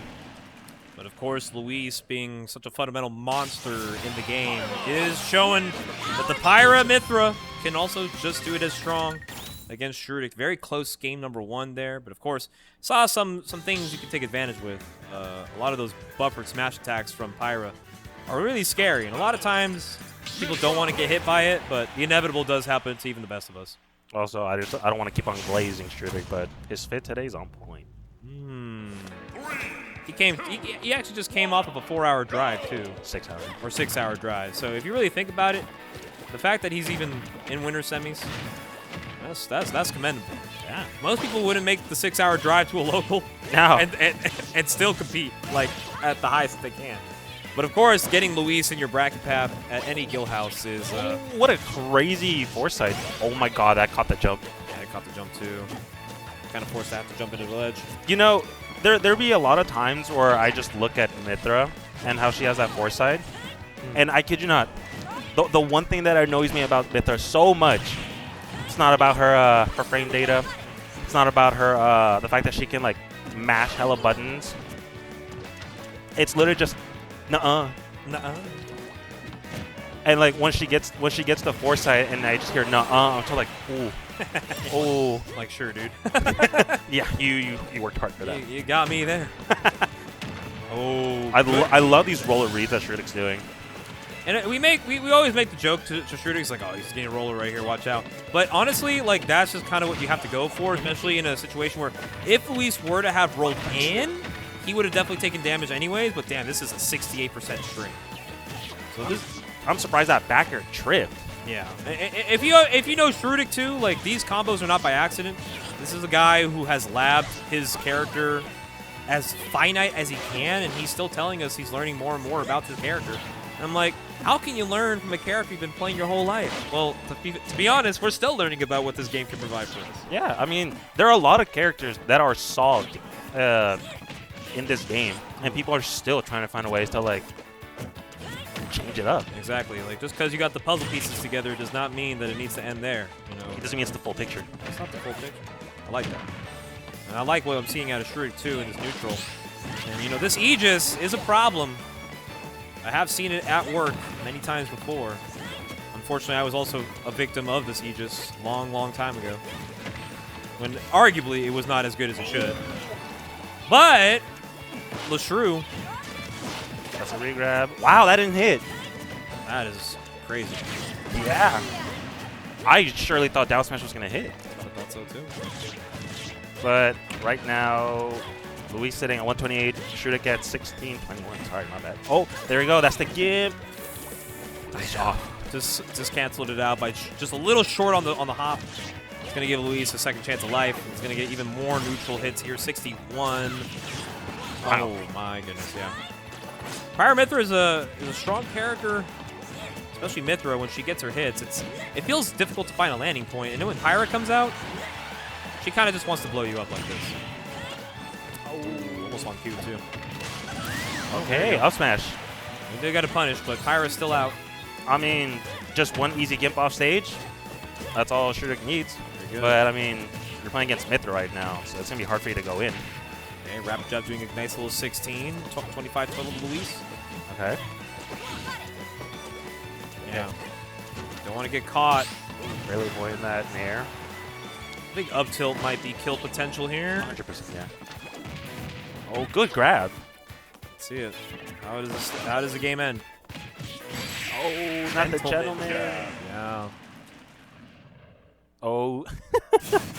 Bro forgot he was in top 8. Hey, that's what the sleep is doing. The sleep is catching up. He's already yawning too. He looks tired, bro. Somebody get this man an energy drink. I'm gonna get him a beer, dude. Well, that's true. I still got to get Skylock his drinks. He's still in brackets, sadly. So once he's out, I'm gonna find him. I'm gonna find him. I'm gonna find him. I'm gonna get you. I'm gonna get you. Now, speaking of which, Skylock just got out of bracket. Oh, who do you lose falling to Sandfall and Losers. So Sandfall will make top 8 tonight. Pretty good on Sandfall. I think Sandfall was like over 13 seed. Can't remember 100% off the top of my head. Oh, nice ledge trump. Oh, wow. I'm genuinely shocked at how Luis called that out so hard.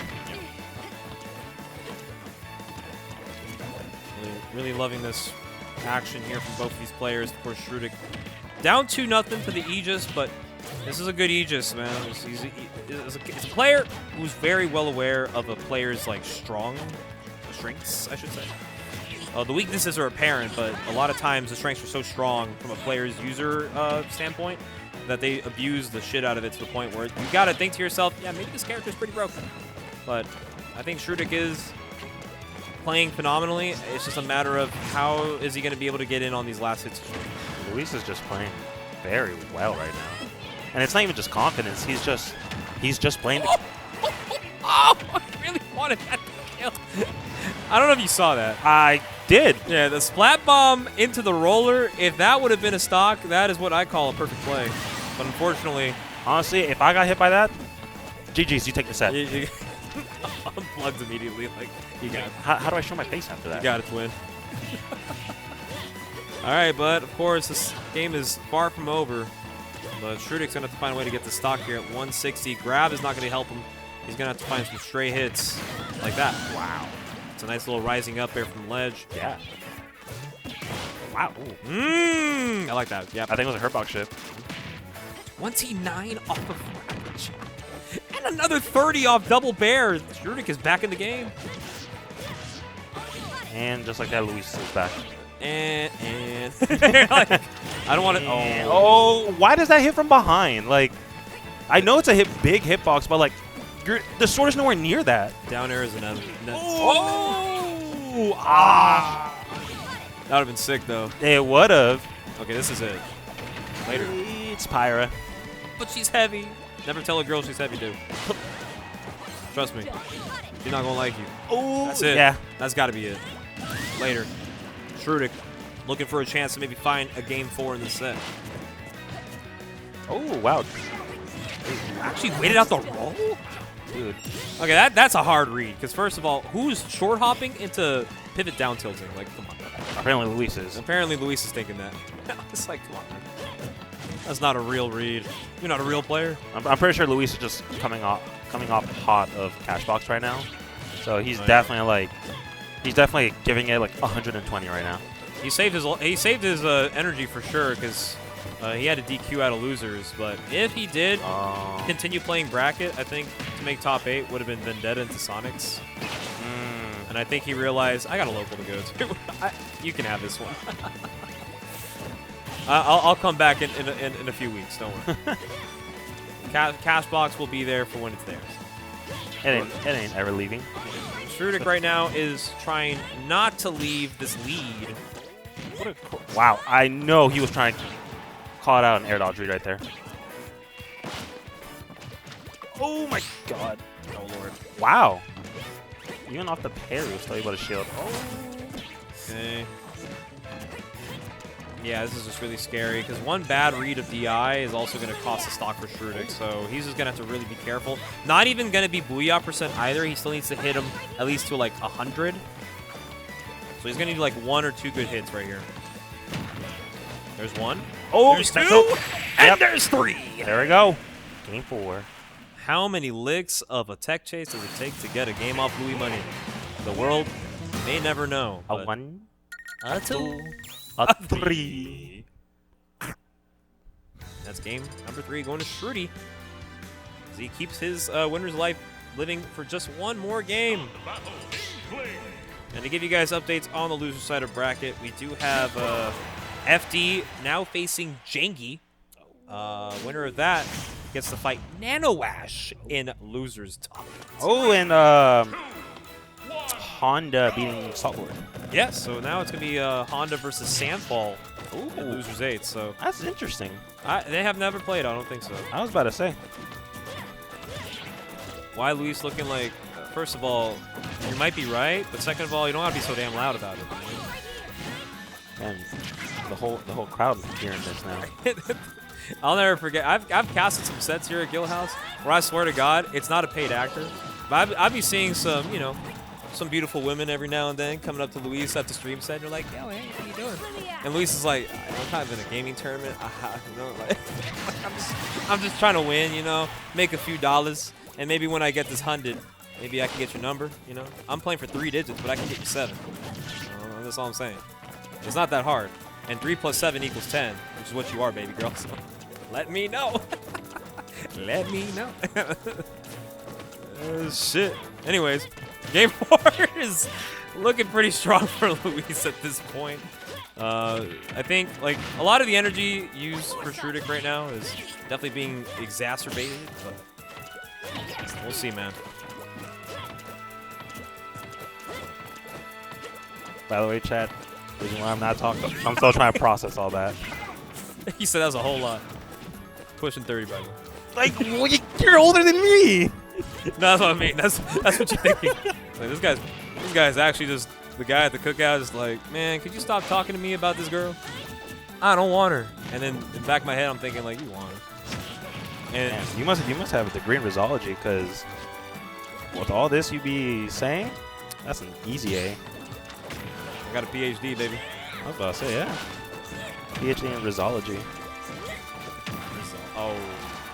Ooh. Eee! Just enough. No. You still That's get enough. it. You still got it.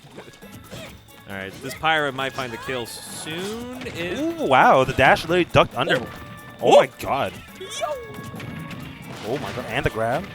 Hold up, Shroodik's cooking. Sweet. Oh, he was looking for the extension on the splat bomb, and unfortunately doesn't find it. Shroodik found a little bit of some lights. No. Not until up smash does catch him landing. It's going to be tough for Shroodik to force a game 5, but the way he was playing that second stock was pretty immaculate. He's got to be playing that for so long.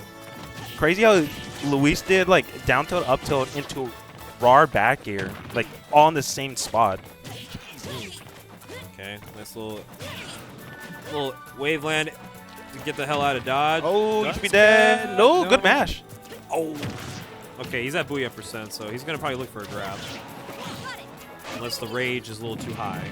Well, Luis is on Pyro too, so probably not going to kill. With rage, might be.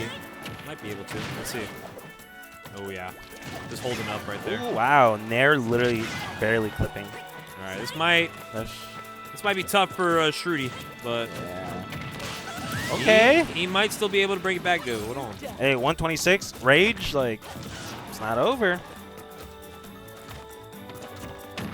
Scary. Okay. Dancing with the stars a little bit here, looking for a sign of light here. This Mithra is looking for at least one opportunity to send this Inkling off stage to at least put the set away. Yeah. Waited out the air dodge and got a Mithra down smash, and Luis getting that 3-1. You don't really see that much. No. You really see either an up smash or an F smash. This is innovation of the renovation. So now we got your set versus. Oh, Have fun, buddy. You got it, bro. All right, so I hope you guys have been enjoying stream. Of course, Luis securing his spot in winners finals. Now going to be getting our next winners semi set.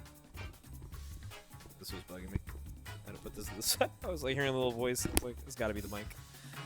Twan, of course, coming off of a close one against a Nano Ash, so that probably helped his confidence a little bit too, especially how recently he's been struggling against Nano Ash. And now going up against Al Soda, who just took down not just a very phenomenal player, but in a matchup he has had to struggle with. You high-key need a mic at the setup, not going to lie. I mean, it's a good and a bad thing because, like, low-key, there are some unaware motherfuckers at this tournament that I'm sure after they lose or win, they going to say some shit that get those nukes ready. We're nuking the VOD. Get them ready. But the idea of it, the concept of it is kind of cool. I mean, that's just how I feel. Well, yeah. So, also grabbing some water. Twan, of course, relaxing. Appreciate you guys, of course, for watching the weekly. I think I'm going to give myself a little bit of a break. I do want to go celebrate my boy Skylog's birthday today, so I might be down there for a little bit. I'll come back later for the later half of bracket. But my name is Mars Bars. I will be casting at this weekend's Genesis Black, so if you guys like what you hear for tonight, hopefully you can tune in for Saturday's action.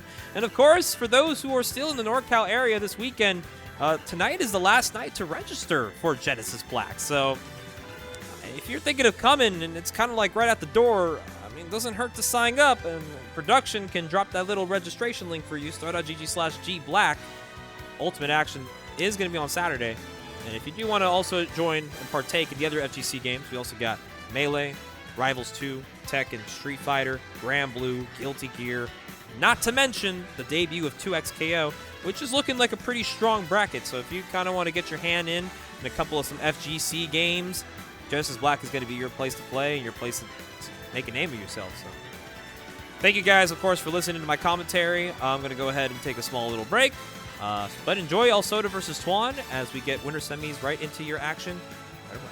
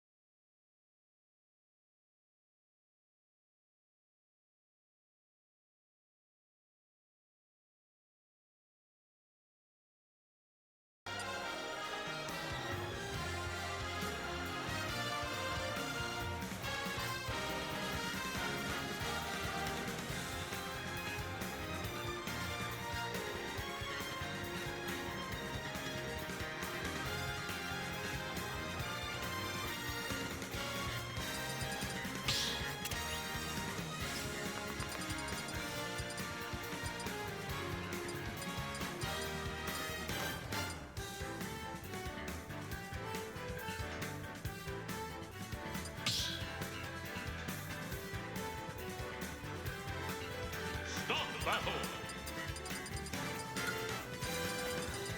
Min Min!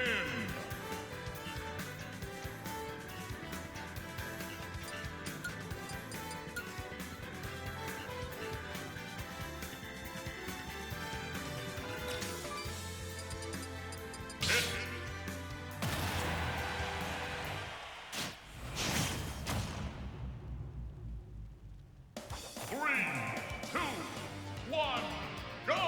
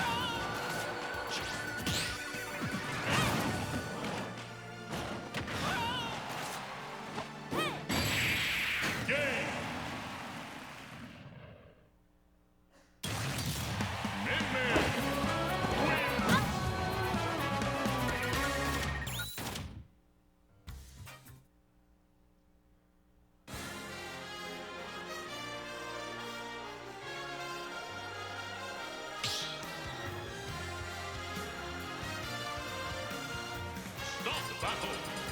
Joker.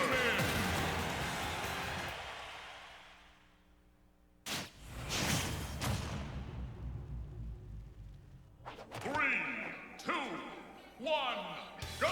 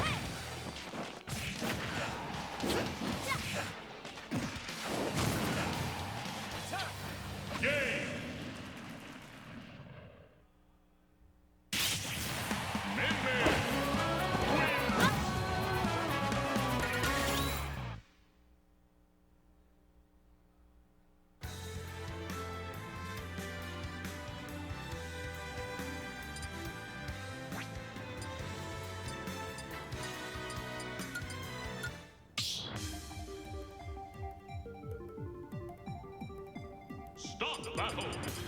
Min Min.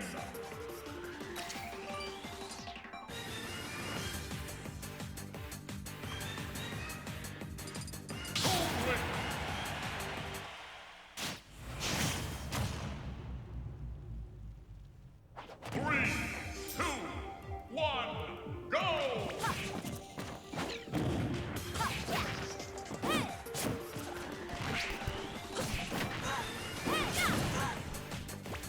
All right, how's it going, chat? Sputnik GT checking in here for the third game of Twan versus Al Soda.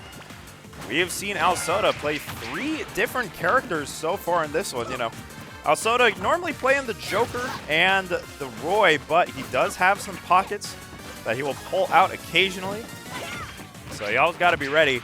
Seeing the Toon Link here, which I haven't seen in a little bit, but this is a very capable Toon Link. You'll see some movement, you'll see some grooving. Just trying to find a way to make things happen versus this Min Min, but Twan has been very locked in today. One of the scariest players in the region when he is on. Going deep with the edge guarding. Min Min's edge guarding is just so good. This character has so many ways to kill you. When you're deep off stage, you can do it from the ledge, you can do it off stage in the edge guard, but Al Soda can't quite find the bomb there. So Twan will live to see another day, but maybe not here. Great arrow, but oh, I love that Ram from Twan to find a way back at 153. Super dangerous. Misses the tech, but unfortunately Al Soda cannot capitalize. Twan's still alive at 158. Back throw off at this percent. Very, very dangerous. Min Min with rage is one of the scariest characters in the game, even more so than she already is. And Al Soda is losing touch with Twan here. You got to get this kill very, very quickly, but Al Soda just so much damage on so much extra credit for Twan. He's actually going to take a second stock. Twan looking like they are going to move on to winner's semis, and unfortunately that up smash does not work out for Al Soda. Twan still surviving at 163 on Min Min. You just have to be able to kill Min Min earlier than this if you want to make things happen. But, you know, on the flip side of that, Al Soda's just one edge guard away potentially from making their way back into this. But you got to get Twan off stage first. You want to start by making that comeback. See Al Soda trying to shepherd Twan into the corner, but not having any of it. But, okay, ledge trap situation. Can Twan make something happen? Gets that F tilt, but, okay, you know what? Maybe cooking a little bit, but Twan, great defensive play. Also, it does have Twan off stage, but again, Twan makes it back, and meaty up smash. Alsoda cannot afford to take another one of those. Still alive here, but maybe on his last legs of winner's bracket.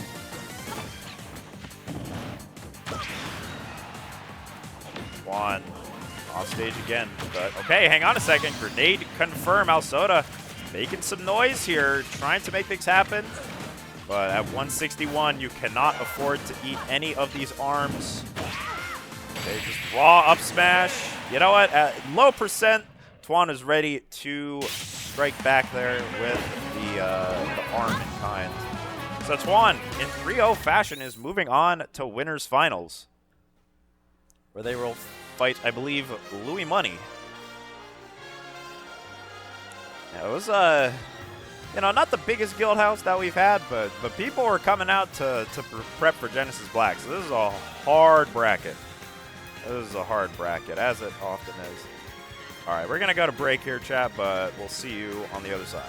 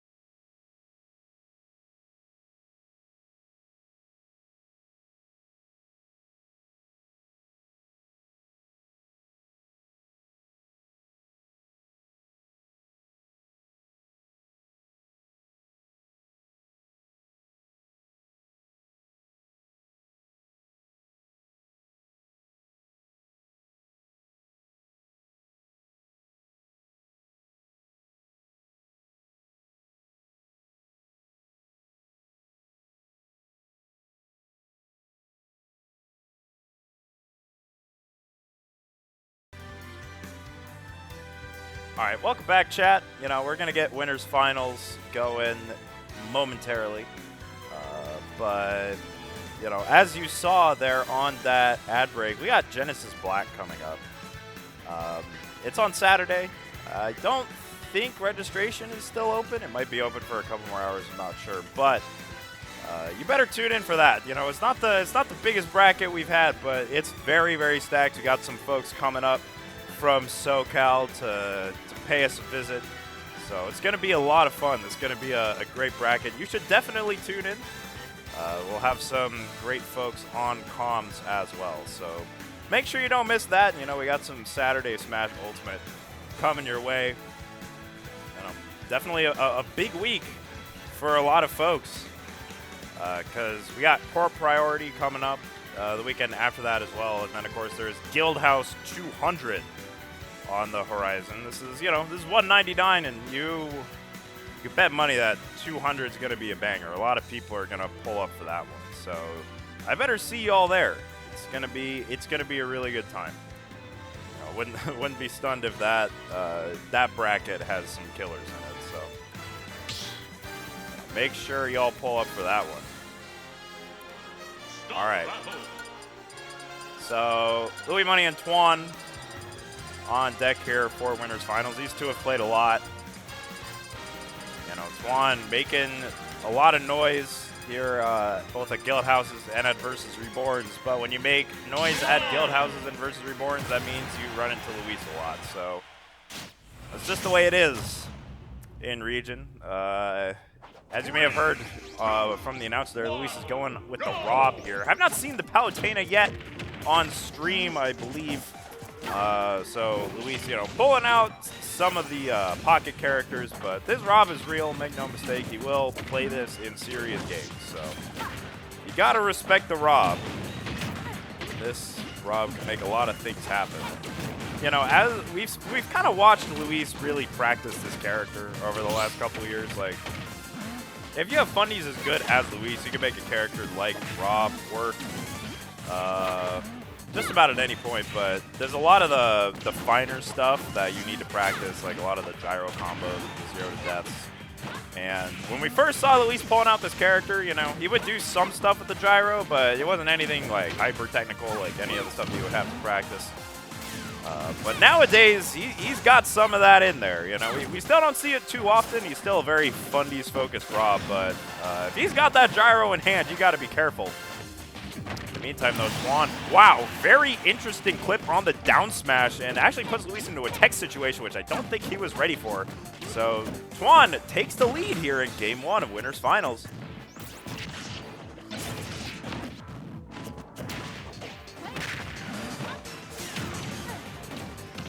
Am I going to be casting a Genesis Black? Yes, I am going to be casting a Genesis Black, so I will see y'all there. It's going to be a lot of fun. All right, so right now Twan still has the lead, but Luis did take that without taking too much extra credit. Now Twan is off stage again. Great roll. Make it back to stage, though, and Twan reverses the situation, but goes a little too deep. That is unfortunate. Just a horrible way to lose a stock, and almost reverses the situation, but Luis just air dodges out. Oh, wow. Maybe ran out of gas there, so a little interesting start here to Winners Finals. Interesting stocks being lost, but in the end of the day, this is even Stevens here. Uh-oh, the gyro's in hand. He's doing the Z drops. But Twan escapes and, you know, tries to start putting on some more pressure, but we're back in a ledge trap situation. Awful spot for Min Min to be in right here. How do you get off that ledge? Great spot dodge, though. Twan finds a way off and puts Luis back into a ledge trap situation. Oh, no, can't quite find the pivot grab, just whiffs. You see Twan does not agree with that one. Oh, and the tech down smash. Wow, not quite going to do it, but does have to air dodge, so that is going to be it. Man, Twan just missed that pivot grab. You see they're laughing about it. But it just looks like Luis kind of phased through the arms there a little bit, but it's a game of inches, you know? Sometimes all it takes is a couple of frames off. And that can be the difference. You know, that pivot grab, if that had landed, it could have put Luis back into a ledge trap situation. That could have been very bad indeed. We're going to Hollow Bastion here. battle. You know, Hollow. Definitely a Twan likes going here. We see Twan go to Hollow a lot. Some interesting stuff with the blast zones. And this middle platform, a lot of people in the region like playing around this middle platform, like using it as a pivot to play a defensive neutral game. And that's something that Min can very easily do.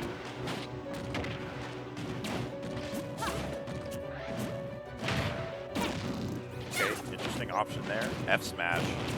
Don't see that too often out of down throw, but Luis has all sorts of things. The C drop into the side B.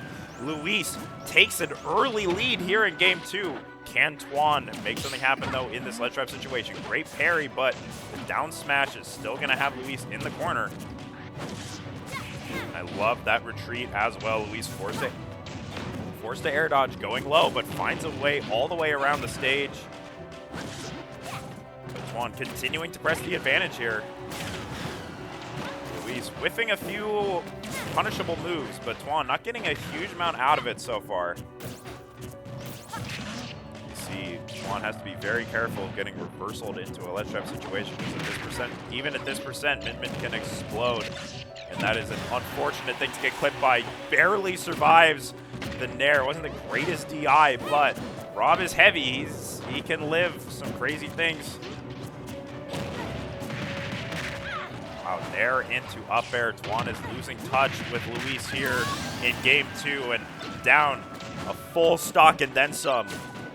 Not the spot you want to be in if you're Twan.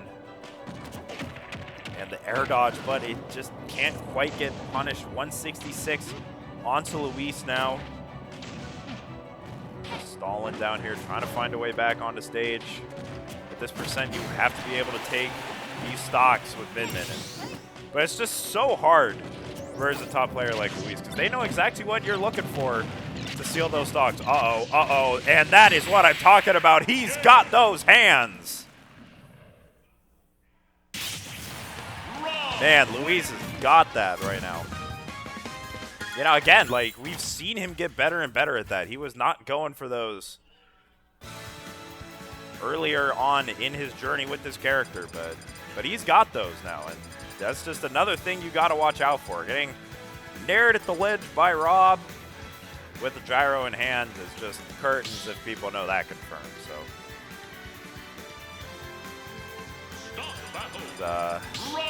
just how it is in a matchup like this. Twan thinking about it.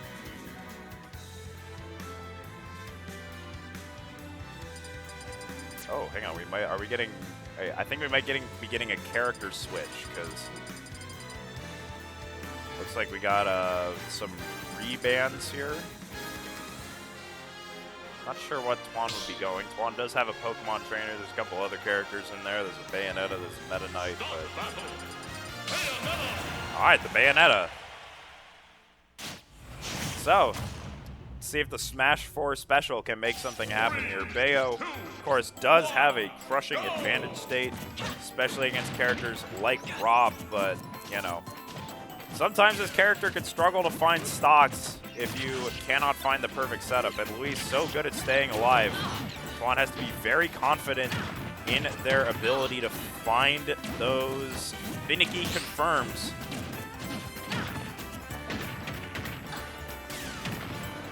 Taking a lot of damage here to kick off game number 3. Trying to find a way back, but Luis whiffs that down smash, and Twan's going to go up the ladder. Big damage. Even more damage here. The Bayonetta maybe making something happen. Oh, can't quite find that up B, but you did tag on some damage, but Luis has stage position now. That's not what you want if you're Twan. Gyro does beat out ABK.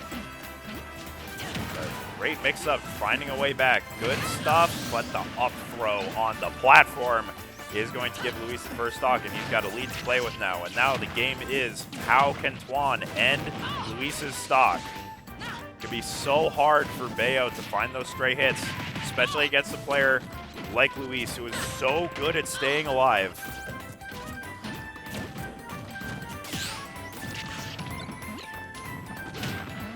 Twan now trying to find a way in, but Luis tacking on so much extra credit, and the back air from all the way on stage is going to do it. Bayonetta is light.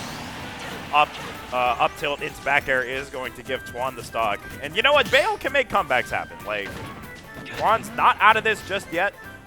You got to get the right confirm here, but if there's any character who can make things happen under the right circumstance, it's Bayo. But you got to find something here. You got to find something to get things started versus this Rob, but Luis is continuing the ledge pressure. And it's looking pretty grim at the moment, but let's see if Twan can make something happen as the rage builds up. Decent damage onto Luis. Okay, nice little three-piece. 113 now on Luis. You got to be able to take the stock quickly. Can't quite find the back air out of the down tilt, though, but this surely will be it. Okay, so Twan not out of it just yet. Oh, but gets clipped by that gyro. Okay, hang on a second. Oh, no. Waiting for the air dodge as well is Luis. That's so good, but he can't quite re-grab on the gyro. F-tilt into the laser, and Luis is moving on to grand finals once again. It's a place he's familiar with, and looking particularly dominant this bracket. Far from an easy bracket here, but Luis making quick work of winner's side, so we'll see him in grand finals after a few more sets. All right, very interesting set on deck here. Looks like we're going to get FD versus Honda. So Honda making a very good run here, has taken down Salt Lord, has taken down Sandfall, and 3-0'd Alsoda in losers quarters. And meanwhile, FD, we did see them drop a set to Alsoda in winners, but then they went on to take down Jangi and Nanoash and Shrutik. So this will be your loser semis. Oh, Shrutik actually DQ'd, but either way, impressive run. Again, far from easy to get to this position. We'll see what Honda goes. We've seen Honda go a lot of different characters. There's Dr. Mario, there's a Falco, there's a Sora, there's a King K. Rool. And very capable with all, 4 or 5 of the characters that they have. So we'll see what they decide to go here. It's always a little bit of an adventure when you got Honda there. FD, though, sticking with the Kazuya. Oh, we're seeing the Dr. Mario. This is, if you've never seen the doc from Honda, very, very interesting Dr. Mario. You'll just see all sorts of interesting options thrown out. If it's, maybe it's not the most optimal choice, but he finds those stray hits that he'll just tack on all sorts of damage. But FD on this Kazuya, and we know what Kazuya can do. Kazuya Mishima can just blow you up. Missing an electric there, though, but even if you're not getting the optimal Kazuya combos, this character just does an insane amount of damage. But speaking of damage, Honda has FD in the corners. Not where you want to be versus Dr. Mario. This matchup just has to be so stressful for Doc, because you kind of have to get in Kazuya's face if you're Dr. Mario. Yeah, you have pills to apply some long-range pressure, but at the end of the day, you are playing a stubby, slow little guy. And approaching Kazuya is a scary proposition, even at the best of times. But that Dr. Tornado, very, very powerful. Uh-oh, electric. Back down onto the platform, but Honda escapes with their life for the time being. That is going to be the stock, though. You have to be so careful versus Kazuya Mishima, especially one as good as FD. Yeah, Honda trying to make something happen with the nairs there, but ooh, FD is cooking up something crazy with that down smash. Maybe an ill-advised F smash there from Honda. You see a up smash, just trying to tack on some damage, but starting to lose touch with FD a little bit, and trying to make comebacks versus Kazuya is not a fun proposition because you're just one stray hit away. There is no way that worked. Honda goes for the craziest stuff and he makes it work. I don't know how he got away with that. FD missing another electric that could have been it, but you know, that input can be finicky at times. The tech away, but Honda is ready for it. The tornado, but FD gets launched back towards the stage. What in the world? What just happened? What did he trade with? Very funny looking interaction there, but at the end of the day, it will be FD taking game one.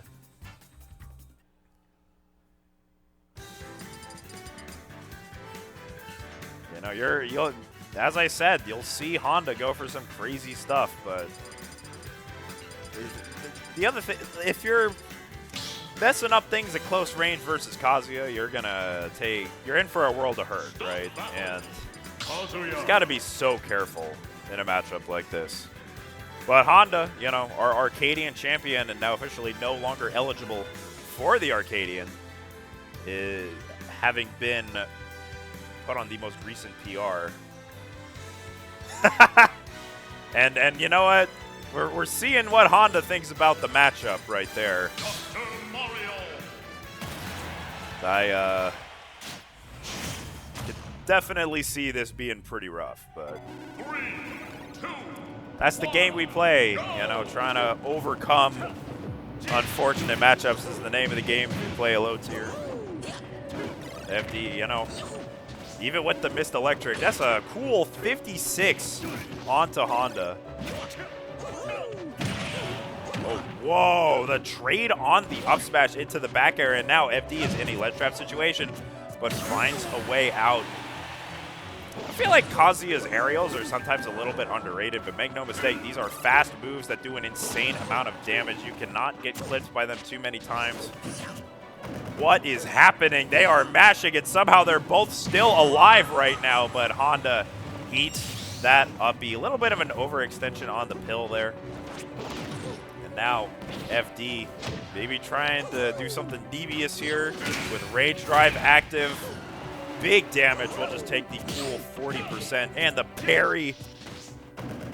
Roll in. Honda just trying to get something started and actually finds that forward aerial. Man, so much damage. That is 17% from a forward air. That fast, and the neutral air spike into the taunt as well. FD feeling pretty good about the state of affairs. Great parry. Verb's tech finds another electric. So much damage onto Honda just from a few stray hits. Back hit of down smash is not going to make anything happen there. Uh-oh. Electric, die.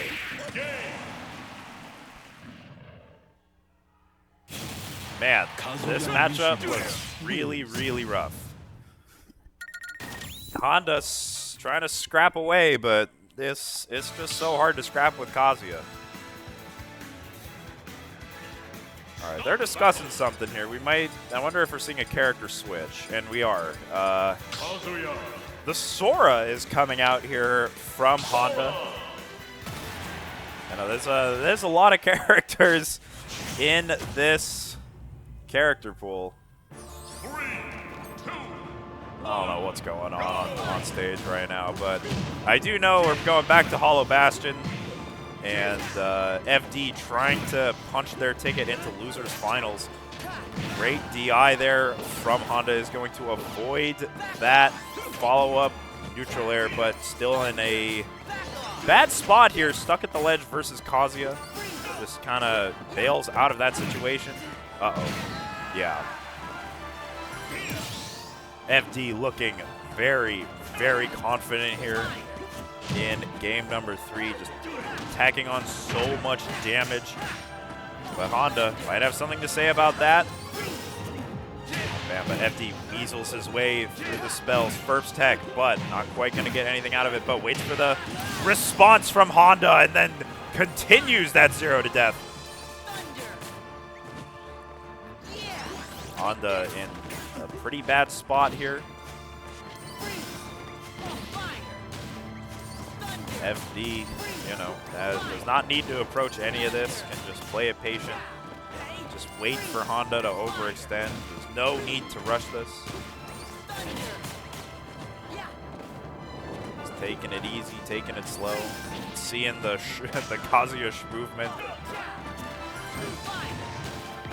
Let's see if we can get some. Okay, no, cannot quite fall. Oh wow, countered the crouch punch. Still alive though.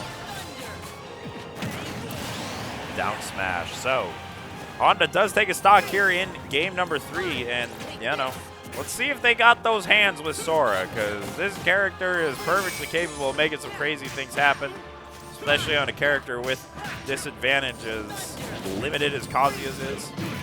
But you cannot get hit by stuff like this. There's no way. He's at 81. And man, this is just Kazuya Mishima at his finest. FD doing what this character needs to do, waiting for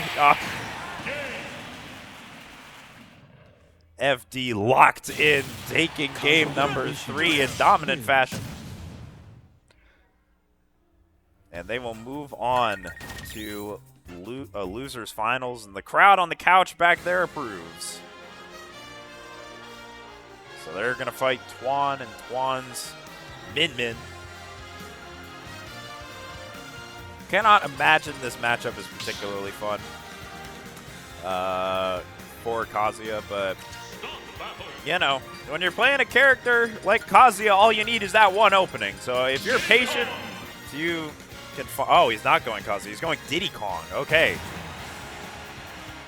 So forget the Kazuya. We got some monkey madness coming out. Definitely a matchup where Diddy Kong can make some things happen.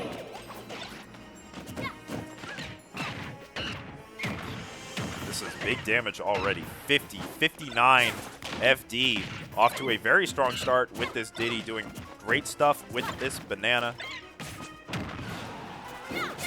Kicking on in. And we got a couple Diddies that come to things somewhat frequently, but haven't seen too much Diddy Kong at Guildhouse recently, so let's see how well Twan is comfortable with the matchup. You know, Diddy definitely capable of breaking through zones akin to Min Min if you're precise. Just packing on a lot of damage here. Oh wow. The triple down tilt into the F smash.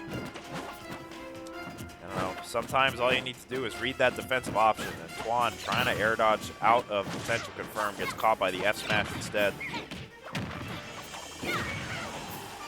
FD has a lead to play with. Oh, just makes it back. I don't know exactly what Min Min gets out of the banana. We have seen Twan go for it a couple of times, but that could also just be keeping Diddy away from his own banana. You know, maybe just trying to apply some pressure with it. It's never a bad item to have, of course. Grab. Twan trying to find that supercharged laser, but not going to happen there. Man, FD worms their way in again, but the meatball nair, no tech, is going to take FD's first stock. But FD still has a pretty comfortable lead here. Twan going to have to put together a classic Min Min, but it might just be the classic Diddy Kong instead. The banana into the F smash. We all know it. We all love it. We've all been hit by it. And now FD is up almost a full stock here in game number 1. Oh, he is cooking right now. 39 off of that cheeky little interaction, and it could have been more, but didn't quite get the option coverage. Miss tech, though. Super bad to ever miss tech versus Min Min.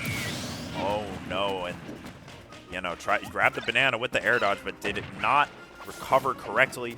So Twan Maybe getting a new lease on life here in game 1. But no jump. Finds the way back.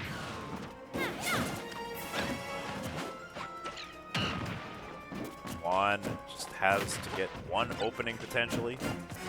But FD fully capable of locking this down. Air dodge, still alive is Twan.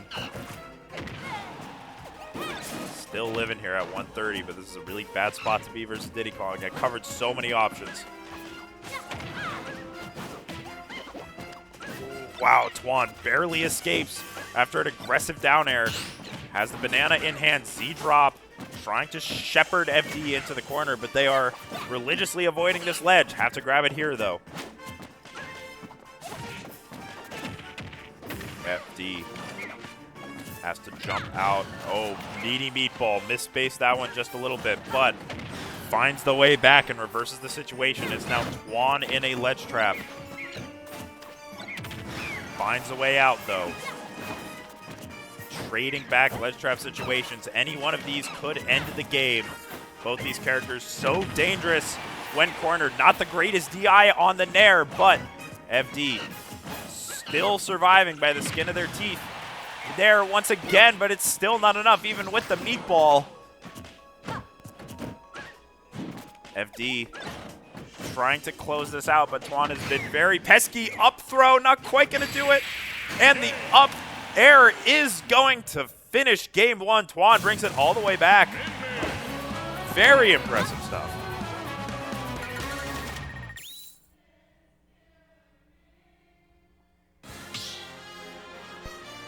Unfortunate SD there for FD. But, you know, credit to Twan. He brought it all the way back.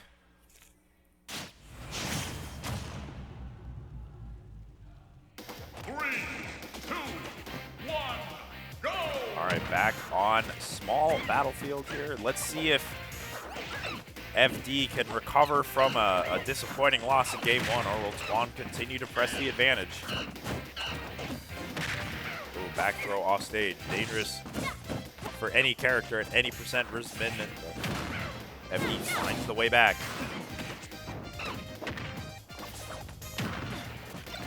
Eats through that monkey flip. If you're mixing up your options, is such a good approach tool. Not the easiest angle for Minmin to cover. Great regrab. Oh, great double banana train. FD tacking on so much damage here. Oh, but the grab from Twan. Great coverage with that Nair as well, intercepting that aggressive monkey flip. Now another great grab. Loving this play from Twan, just trying to keep FD in the corner and respecting these burst options so well. FD is going to lose the first stock. Let's see if Twan can get extra credit. You do not want to let Minmin get too much of a lead on you. F smash cross stage is not going to do it. Great get up attack as well. Whoa, what an aggressive roll in. That's a crazy option to go for. FD barely making it back. The barrels. Crazy stuff happening here. Twan somehow still alive at 174. Okay, back air. Finally takes it. But they're at a disadvantage in percent versus Minmin. It's not a fun place to be. And Diddy, though, definitely capable of bringing the pain in this matchup if FD gets Twan off stage. Meatball, though. I'm loving the usage of these Nairs to intercept the monkey flips, forcing FD to respect that and not go for monkey flip as often as he did in game 1. I love that weight as well for it. The Z drop on the banana. Ooh, aggressive F smash, trying to catch a jump, maybe.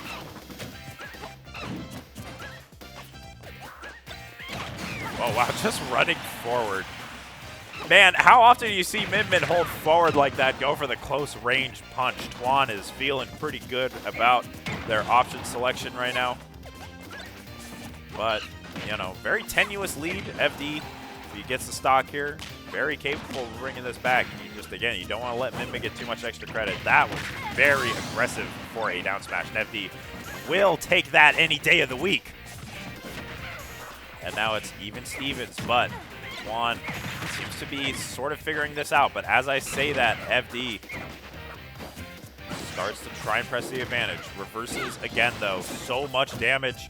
Every time you get hit by those arms, those arm 1-2s, the damage racks up so quickly. Great catch on the banana, but FD pressing the advantage. Great nair to reverse the situation. Very aggressive meatball F smash.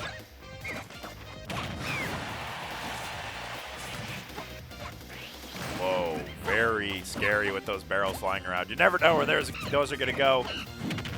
The meatball once again. Twan just trying to keep FD in this corner, and the meatball is going to take it. Twan with a 2-0 lead here in losers finals.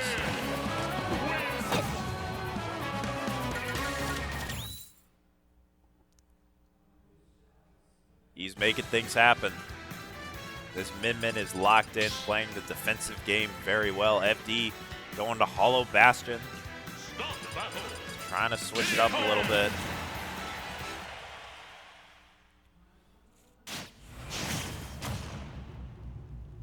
But Twan playing this matchup very well, just sniping all of FD's approach options, switching between backing off and going with the arms to try and intercept banana tosses in, and using nairs to intercept those monkey flips. Just got a lot of those interactions right in game 2. But, you know, Diddy a character that can make some things happen, and FD's been keeping this close, so Twan cannot relax, especially if you're getting mixed up like this. 91% and you're in a ledge trap situation. Great catch on that roll in. Got away with a couple of those in game 2, but we'll see if FD can adapt, make the adjustments. Continuing to ledge trap here, but Twan finds a way back on. Meatball on deck now. Oh, very aggressive meatball F smash. Just trying to catch a get up option, but no, that's an unfortunate SD from Twan. So FD's got a lead to play with, and that can make a lot of difference in a matchup like this. Gotta try and get some extra credit. Oh, and caught the roll in as well. This is going to be big damage going Twan's way. FD in a good spot right now, continuing this ledge trap. This is what you gotta do as Diddy. You gotta make these ledge pressure opportunities count, especially in a matchup like this. Keep this Minmin in disadvantage for as long as you can. Back throw, not quite gonna do it. And I love that monkey flip to try and avoid that ledge. Okay, the meatball, the jumping meatball. So Twan still in business here in game number 3, but FD tacking on some more damage. You always got to be careful because Minmin's a character who can make some crazy comebacks. You miss one tech and all of a sudden you're at 70%. One ledge trap away from dying. So you know that FD has to be locked in here. Cannot give Twan any opportunities to try and make it back. But that back air is going to take Twan's second stock, and now FD has another sizable lead to play with. And remember, FD did have a lead in game number 1, but then SD'd, and Twan brought it all the way back, and you know they want to end this here and now. FD's coverage is excellent. Look at these bananas. Look at these monkey flips. FD maybe starting to figure this out. Twan just trying to find a grab, get something happen, but it's been all FD here for the last minute or so. And the barrel approach on the way in. Twan does drop game 3. It's FD who takes that game. Yeah, we got a set, folks. Don't go anywhere. FD trying to get a look at Louis Money, but they got to win 2 more games in a row here.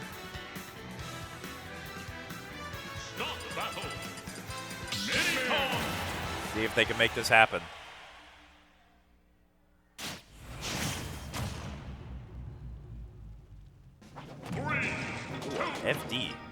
interesting that this was left open, but this is a pretty good stage for Diddy Kong. So let's see what FD can do on FD. And what Twan can do with their stage pick. You know, we don't see FD too often, especially not with a character like Min Min, but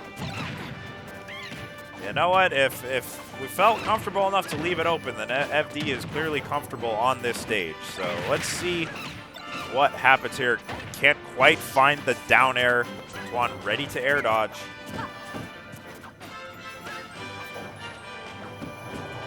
Oh, wow. That monkey flip is so good in this match because it eats through the normal arms. Now, Nair does beat it, I believe, but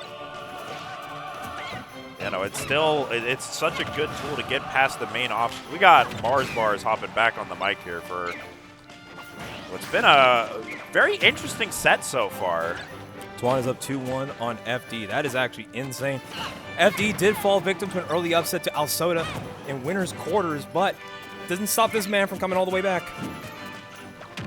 Yeah, but it's been a very back and forth set so far. Even Steven so far not going for the up smash there.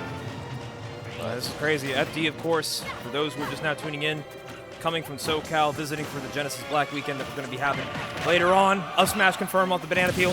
He is top 5 in SoCal at the moment, but at his peaks, I've seen this man become probably one of the scariest guys you can ever beat in a bracket setting. And right now, Twan has an opportunity to maybe make the upset happen, but FD has been on an amazing losers run that's been nothing short from great. He is making this work.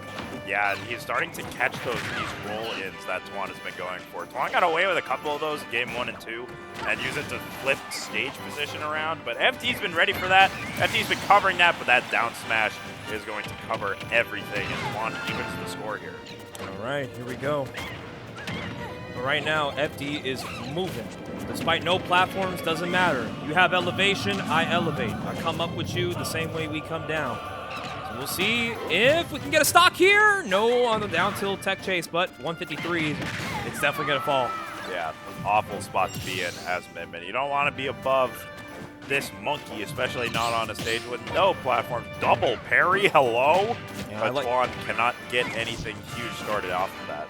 Beautifully put set up right now from Twan. He's actually just trying to bring this back here neutral-wise, but FD is just so good about maneuvering around the stage right now, just elevating the advantage state. Twan is unable to breathe 75% on this last stock.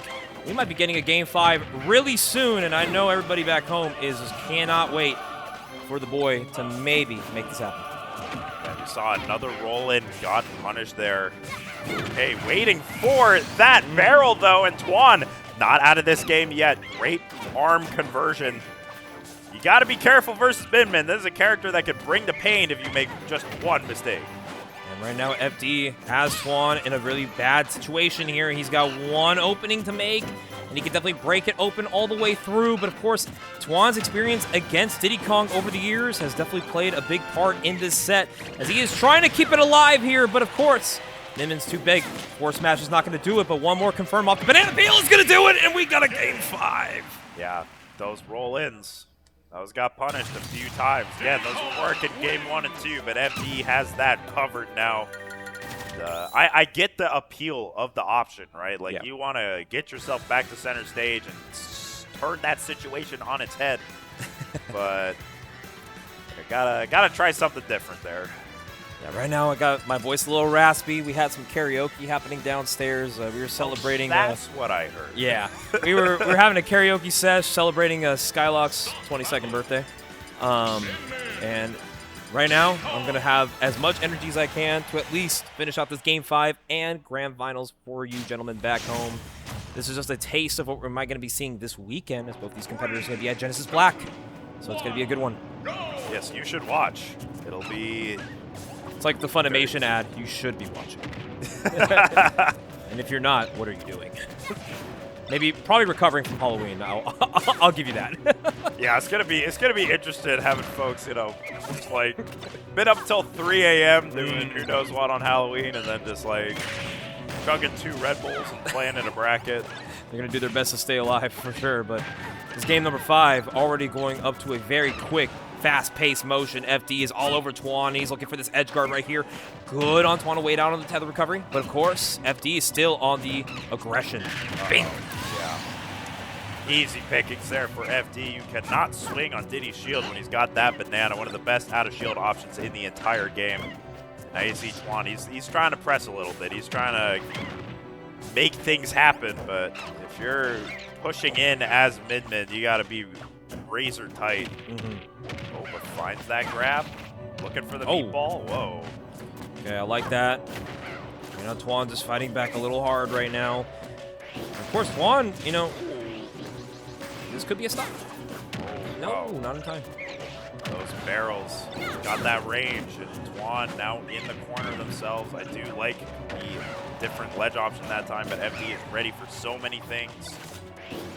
Down at the ledge here, try to catch with a dragon arm, not going to quite find it. The double grits on the banana peel gets so much damage. Twan is actually in a very bad situation right now, probably falling jeopardy to a potential 2-stock deficit in this game 5. This is tournament life for Twan right now, having to hold on for dear life. But Diddy Kong is going more than just across the country. He's going across the world, and he's not going to take him. The 2-frame with the barrels. This man is not real. FD in complete control here in game number 5, and Twan just trying to do something, anything to take this first stock and potentially start a comeback. But you gotta make something happen first, and finally taking that stock with the meatball there. Right now, yeah, FD looking to just tap it in right now. Twan, we've seen some crazy comebacks from Twan in the past, but this is going to be no short of greatness because this is a Diddy Kong on a quest, a mission perhaps, to make sure his arrival to NorCal is definitely well made apparent.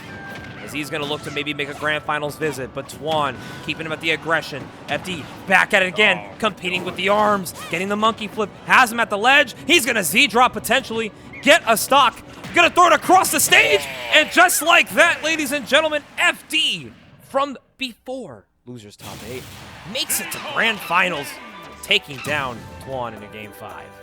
And what a great ledge trap as well. He waited like so long to throw that banana, waited for Twan to exhaust all of the resources. Yeah, and very good on FD, as our 1 and 2 seeds will be in our grand finals tonight. But Twan, of course, very well done today. Was able to make it as far as winners finals at this tournament. But of course, you got to fall victim to those strong players, and Luis and FD are definitely 2 of the strongest components of players you would like to see at this Genesis Black weekend. You know, we got Sputnik, of course, who will be there this weekend to play and to cast. Yes. It's going to be a great time this Saturday. I can't wait to look forward to it. And like I said, gentlemen, registration is closing tonight for Genesis Black. You have literally an hour and 45 to make it happen. If you think you're going to be in NorCal, or if you are in NorCal and you know for damn fact you're not doing anything on that Saturday, you know where to find us. It's going to be 420 South 1st Street here for the Guildhouse, here for Genesis Black, a 3rd annual iteration since post-pandemic. Yeah. And of course, it's not going to be short of anything insane, because it's going to be a stacked little regional for all brackets, including Melee, including Street Fighter, Tekken, Grand Blue, Guilty Gear, shit, 2XKO is going to come out with a bang too. It's going to be a great time. So if you guys are here just visiting, best believe Guildhouse is the place to find it. But now we have grand finals. Louis Money versus FD. And you want to know a crazy fun fact? The last time these two played, What happened the last time these two played? FD took the set. Oh, okay. So I think lifetime, these two, I want to say the set record is 2-1 in Luis's favor. Okay. The 2 sets that Luis did take was at Eugene Bound 3 and at LRA Start. But the set that FD took over Luis, I want to say it happened, I want to say Most Wanted. Can't remember, but I do know FD definitely has taken a set in recent memory. So this is going to be a battle of wits, and it's Palu Diddy too. So, I mean, this is going to be a tough one for Luis to have to muster. Yeah, but if anyone's up for the task, it is Luis. You know, and we saw FD take advantage of some punishable options to make things happen there and make that reverse 3-0, but you know, Luis does not go for punishable options too often. No. Like, this man is an expert at staying alive. You really gotta force the issue to take stocks versus Luis. You gotta get a lot of things right. So, I love that two-piece into the explosive flame. Oh, and he caught him too on the jump too with an explosive flame. Looking to catch the monkey flip, but it's not gonna be enough as FD does find his up smash and takes the first blood. This is the first time we have seen the Palutena all tournament. For those who are just tuning in. Oh wow, that's how you know it's real. Yeah, when Luis pulls out the Palu game 1, it's a sign of respect. Absolutely, he knows FD is a threat to maybe prevent him from getting his weekly paycheck. So he knows he's got to lock in. He wants to go get food early, and we all know at this time of the night, it's a very prime time to definitely go out there and get what's still awake and still open. Hey, it's only 10. It's only 10:20. Yeah. We're moving up right through this bracket, and Luis is moving right through that first stock of FDs. Takes it with the forward air. He does. Good parry right there on the monkey flip, clashing with the peel. This is scary. I mean, Luis, of course, has had a lot of set experience with Diddy Kong. I know he's had his sets, especially with Tweak. They've always gone close. And even regionally, we've had some very solid Diddy Kongs. Like shout out to Age. Shout out to Zelda Fan. Shout out to Ren. Donut. Yeah, we got a lot of new school, old school Diddy Kongs that have given Louis Money over the years so much trouble. And it doesn't matter how you paint the picture. It's pretty vivid what the painting is. It's going to be, I need to figure out how this guy moves, how he plays with banana peel, and I got to exploit it. And the thing is that FD is doing a really good job of using these platforms to stay out of Luis's immediate threat level, right? Like, what in the world? That is the trade that FD was looking for. Got the barrel kill to follow him along.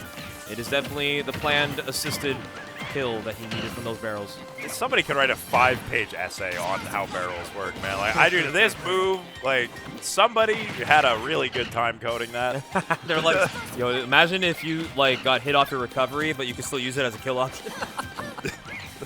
Imagine, though. And then we put it on Diddy Kong. His character's weakness is sometimes he just explodes when he's trying to recover.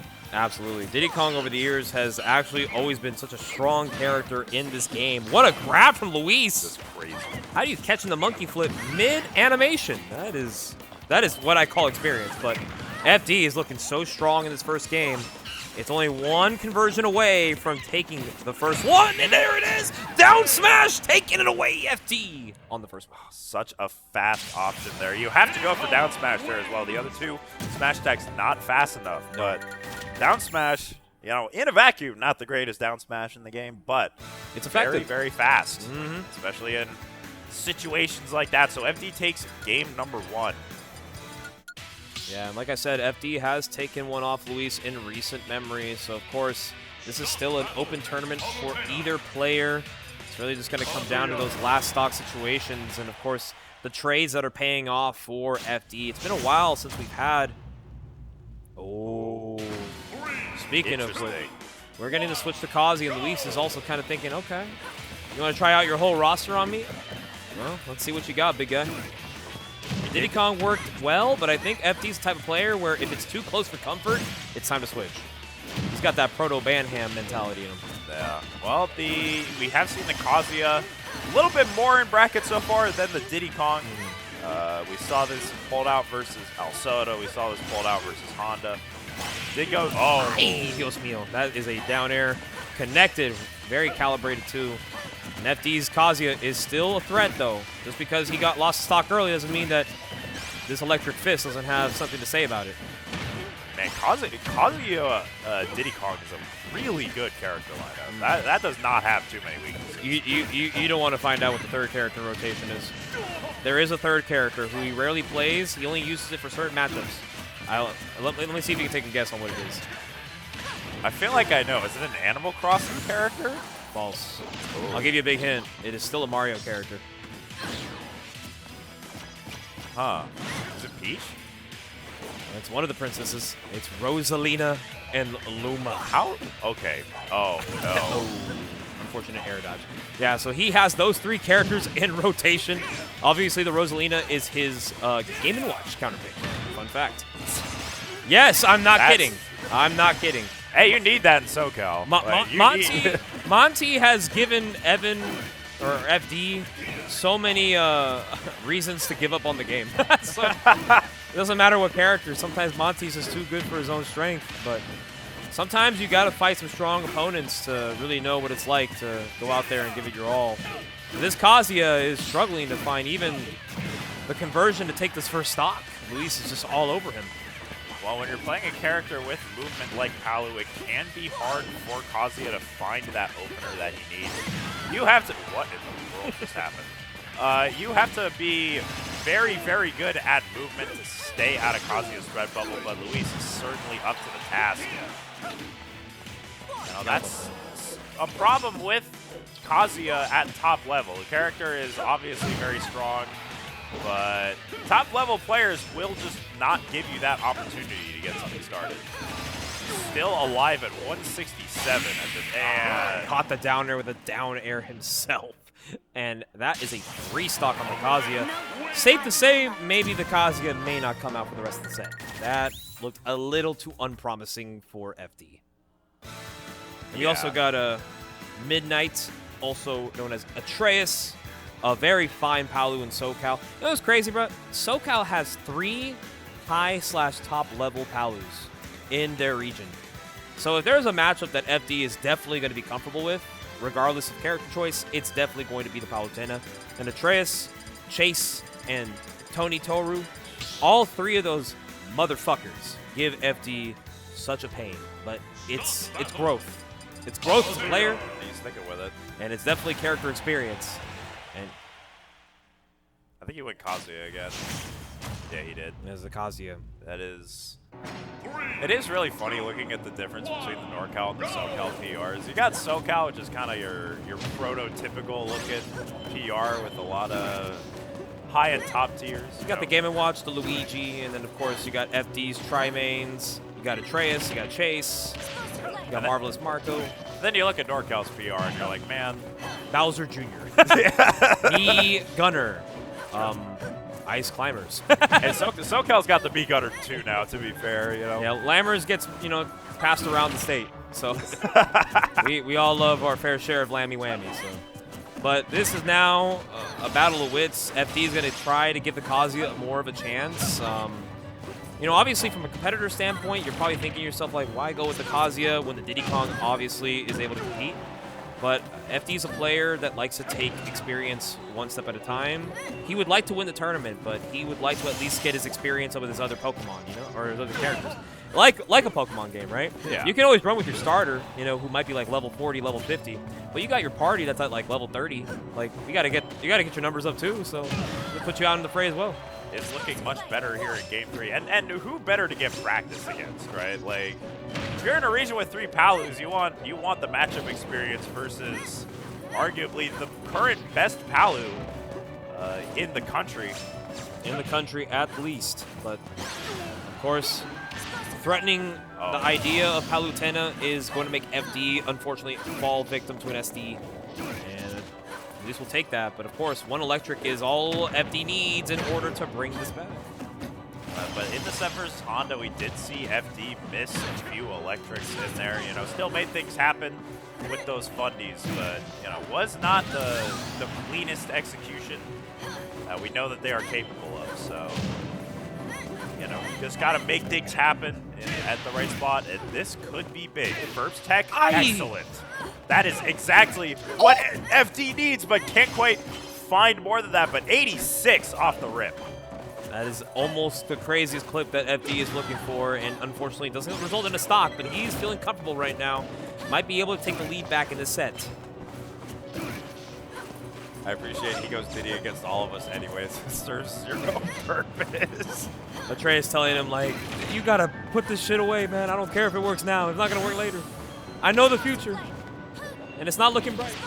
Oh, but if you're gonna catch Luis pressing some misinputs every now and then, you might be able to get away with some of that. Gets away with a whiff there. Great DI to avoid that back air. Oh, okay. I love that weight. Dash grabbing it in. Really trying to look for an auto reticle, but the counter clank, it's actually going to win Luis to stock.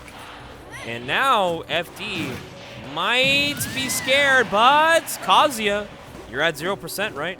All it takes is one good electric. All he needs is that one electric underneath this platform. We saw a well-executed first tech combo extension, so we know that FD is capable of ending things right here and now. I love that DI from Luis, though, trying to get him far away from any shenanigans as possible. Oh, but he catches the nair. God, probably looking for the electric uppercut, right? Not going to find it, though. But there is a confirm that FD can find right now to take the set lead. But Luis is trying really hard to avoid all potential habits. Making it happen. The parry on back air. FD just trying to find a way in. Oh, runs back, trying to catch. Luis overextending with an electric. Can't quite find an extension on that platform. Very dangerous. Ow, he went for it all, and this might be the end of it for Luis. FD gets a second chance at life. Watch out. Let's get the trump that he wants. The trade. 120 on Luis. One electric away from a kill. One strong hit away from a kill. The side B is early, and he gets the air dodge read, and it's going to be a 2-1 lead for Louis Money. All right, let's see if FD sticks with this Kazuya. Looked a lot better there at game number 3. Just a little bit misspaced there. Yeah, going back to Hollow Bastion. So. This is tournament points, so I wouldn't doubt that the Kazuya is back. It definitely will be, so. FD locking it in right now. I know he's definitely not happy with how that game 3 ended for him, but there is still a chance at life. Luis obviously taking a deep breath, man. What's up with these SoCal guys finally coming up to NorCal, man? We got Kiraz going to school in Santa Cruz. We got FD coming out here for G Black, and he said, yeah, I can come early enough. I want my Luis set. Because I think one win wasn't enough. I want more. I know this matchup like the back of my hand, Luis. Fear me for who I am. And Luis said, well, you're in my throne, so let's see if you can try and rip the chair right out of me. You see FD holding this platform. He wants this electric under the platform so badly. That's where he's going to make his money. It does so much damage if you can execute those platform extensions correctly as Kazuya. And that's what you need when you're playing versus Luis. You got to make every opening count. Speaking of making every opening count, Luis goes down the drain, and FD has a lead to play with here in game 4. This is a beautiful lead, especially for FD to have right now. Going to allow him to maybe recalibrate his mental right now as he's like slowly bringing it back to his favor. Perfect positioning with the grab. This is going to be a big extension right here for FD. Gets the Hell's Gate to at least keep Luis on the stage. Looked for a spot dodge, doesn't find the read, and now Luis playing down by a whole stock right now. Yeah, and oh man, gets sent off stage at an awful angle as well. But you know, you got to be careful hanging out under this platform if you're Luis, because electric at this percent is curtains, no matter how you draw it up. So, got to be very careful. All right, but no jump here for FD. Okay. Yeah. Good edge guard right there from Luis. Of course, FD has a little bit of work to do right now. 101. There it is. That's the kill. So now Luis playing down by a stock right now. Kazuya's found some light. That game 2 was almost kind of like a, what's it called, a decoy. It almost wasn't like serious. Luis Lulling him into a false sense of security. Exactly. Oh my god, and even getting 2 hits off the dare into an uppy. 54 is already applied on Luis's last stock. We might be seeing a game 5, ladies and gentlemen. FD is here to play. Uh-oh. Oh lord. Man, Kazuya is like, I know the extensions of Kazuya do an insane amount of damage. Why do his aerials do like 15%? I don't know, man. Why did they do that? What is this game? What is he doing? Oh my He's goodness, insane. he's all over him, and he gets the confirm to take us to game number 5. God damn. Playing with his food a little bit too. I mean, we've seen Kazuya Mishima dangle his own father over a volcano. He's dangling Luis's Guildhouse winnings over a fire himself. He's like, hey, you don't want this game 5 going my way, bro. It's like that Alice in Wonderland rabbit meme. Time's running out, big guy. It's time for you to lock in. You got to find it within you, bro. You don't want me to win this reset, because if FD wins the reset, his eyes are going to be bloodshot red. He's going to be looking for the kill. Gonna be bearing down. I would be surprised if we go back to Hollow. It's being hovered right now, but oh wow. Yeah, Luis Interesting. Looking afar, trying to find it within him to handle one more Kazuya game. This could be the tournament for Luis to take. But FD has given him definitely a fight that we've all been expecting, we've all been looking for. I know a lot of people are watching from different parts of the country right now because they know both these players, at any competitive standpoint, are a threat to make some big upsets happen. And right now, this is a battle for just first place at a local. Very stacked local, but Very yes. stacked local indeed. Man, and you see FD is holding center stage religiously. He just gets so much off of getting something started in the middle underneath that platform. But it will be Luis tacking on damage to get things started here. Wow, FD somehow makes it back and getting that extension. Oh, can't quite get anything huge out of that electric though. Beautiful stuff right there. Luis gets the down throw there. And he actually catches the air dodge. Gonna rinse and repeat the edge guard and gets the up air to clean it up. First stock goes to Luis. So FD has to play from behind now. You know we're looking for that electric at this percent. That could be curtains for Luis. Crazy down smash. He's got for a few of those that would be absolutely wild if they hit. This is a bad, bad spot. Oh, the reversal! The unexpected side B. And FD takes Luis's first stock. And that is actually super huge for FD. He knows that he needed that really badly, at least to give himself a line of hope right now. Here comes the big percent. First tech. Great tech away there from Luis, avoiding potential death right there. That could have been the stock. And now Luis is going to rinse and repeat the same exact situation with FD. Look at my eyes, man. The thing about this platform on Hollow Bastion is that it is big enough where characters that aren't super big can avoid the tech chase. Even on a well-executed first tech, you can sneak your way out of there. We saw Luis choose the correct tech option, so Rage Drive is online. This is an angry man. He's got those back airs, dodging and weaving around all of these kill options that Luis is trying to throw out, and FD finds the opening, uses the Rage Drive perfectly, and now an opportunity to reset the bracket right here. Flaming Dumpling, he's playing hot. He's looking to maybe at least push his luck a little further. He's got him at the ledge here. One electric can do so much for FD right now. Does he have it in him to take Luis into a reset? Oh, okay, forward air, but nothing huge for FD just yet. That was crazy. I'm not sure if that was intentional, but either way, we are on last stock here potentially of either winner's bracket or just the tournament altogether. Uh-oh. FD cooking things up. This is the electric, though. 80% is super huge right now for FD, but he's got to be very smart about how he decides trying to rack up this damage more because Luis is super good at catching people when they know that there is a potential chance to win the tournament over Luis. It gets shattered by the fact, but you're at the Guildhouse. And Louis Money defends NorCal over FD. Game 5. And that is how we wrap things up for your action at NorCal's finest. My goodness gracious. All it took was the one jump read. Luis taking it over FD. Fantastic set, though, to kick it off. FD fought very, very valiantly with the Kazuya. I definitely respect sticking with it after a fairly disastrous game, too, but it just kept getting better and better. And but in the end of the day, it will be Luis taking the Guildhouse number 199.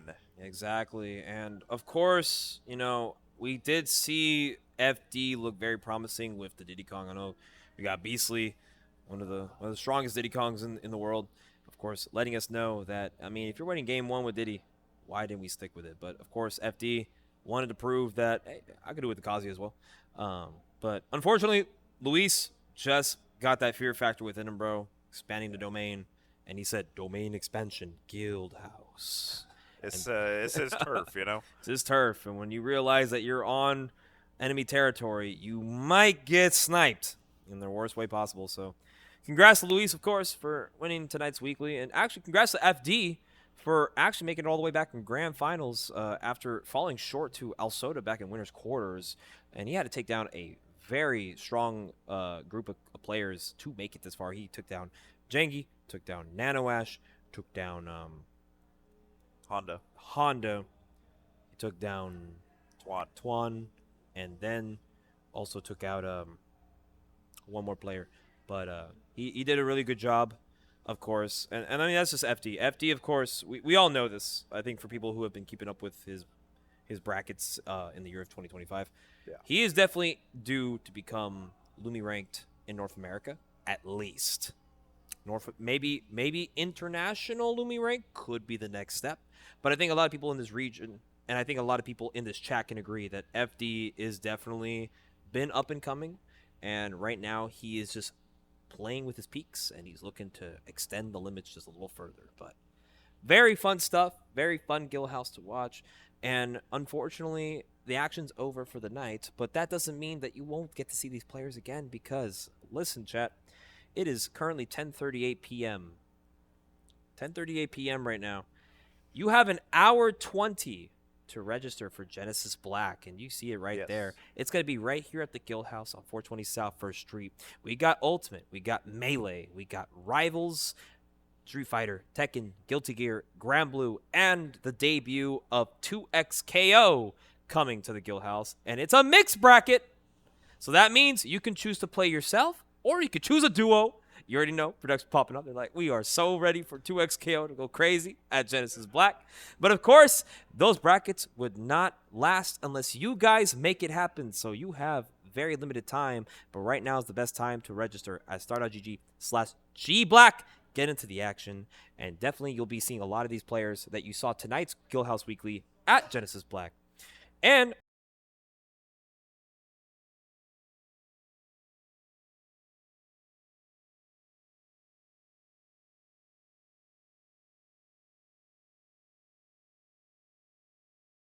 the players are going to make a difference at the tournament. But of course, me and Sputnik will also give you guys some charm. If it's not on the sticks, it's definitely going to be on the mic. So if you definitely like what you hear tonight's action, please drop a follow to Guildhouse and make sure you keep the action going. And speaking of which, let's bring the camera over to our best friend, Mr. Flaming Dumpling. Hello. Did you have anything to say for the chat back home? That setup sucks. No Johns, but I did have a lot of fun. I love NorCal. I don't love that stream setup. Show your face. Show your face. Hi. Yeah, that stream setup needs to get fixed because I'm not too big of a fan of the issues I was having with it. But it was fun. I got second. Got what I thought I would get. So hopefully it'll be better by Genesis Black. That's all I'm hoping for. There you go. And there you have it, ladies and gentlemen. Our Invader, FD, of course, making a second place finish, very well known across the tournament today. And that will, in fact, do it for tonight. For me and Sputnik, if you want to find us on our socials, it's right there, man. You can drop a follow on us for our x.com or your Twitter, whatever you want to call it. MarsBars_CA, and of course GT Sputnik. You know where to find us. You know where to find all the action here for NorCal, and especially for Guildhouse. The weekly action isn't over yet. Make sure to tune in tomorrow for Melee and Street Fighter 6 action. And then don't forget Genesis Black. I keep telling you, bro, time is ticking, bro. The rabbit's staring at you dead on your phone. I know you're looking at the registration. I know you're thinking to yourself, damn, I can't do it, but you're gonna do it anyways, right? You're gonna do it for me, you're gonna do it for Sputnik, and you're gonna do it for NorCal. So, Sputnik, you have anything else to say to the people? Please sign up. Give us good sets to commentate. Please. It's a lot of fun. It's super fun to commentate. Super awesome sets, and we want to do that. And there's another super important Guildhouse event coming up next week. You may have noticed this was Guildhouse number 199, so we got the big 200 coming up. You should also come to that. It's going to be a ton of fun. I know some people are taking off work to make things happen on that Wednesday. So you should just spend your whole week here is what we're trying to say. It's going to be a lot of fun. Absolutely. And with that being said, of course, I can't wait for Genesis Black, mostly because, as me and Sputnik have said, give us some sets to look forward to, man. Because obviously, I have any set I want to watch for sure is a Muck versus Nexus. Okay, that's going to be it. Have a good night, everybody. I'll see you guys Saturday for Genesis Black. Yeah. Good night, chat.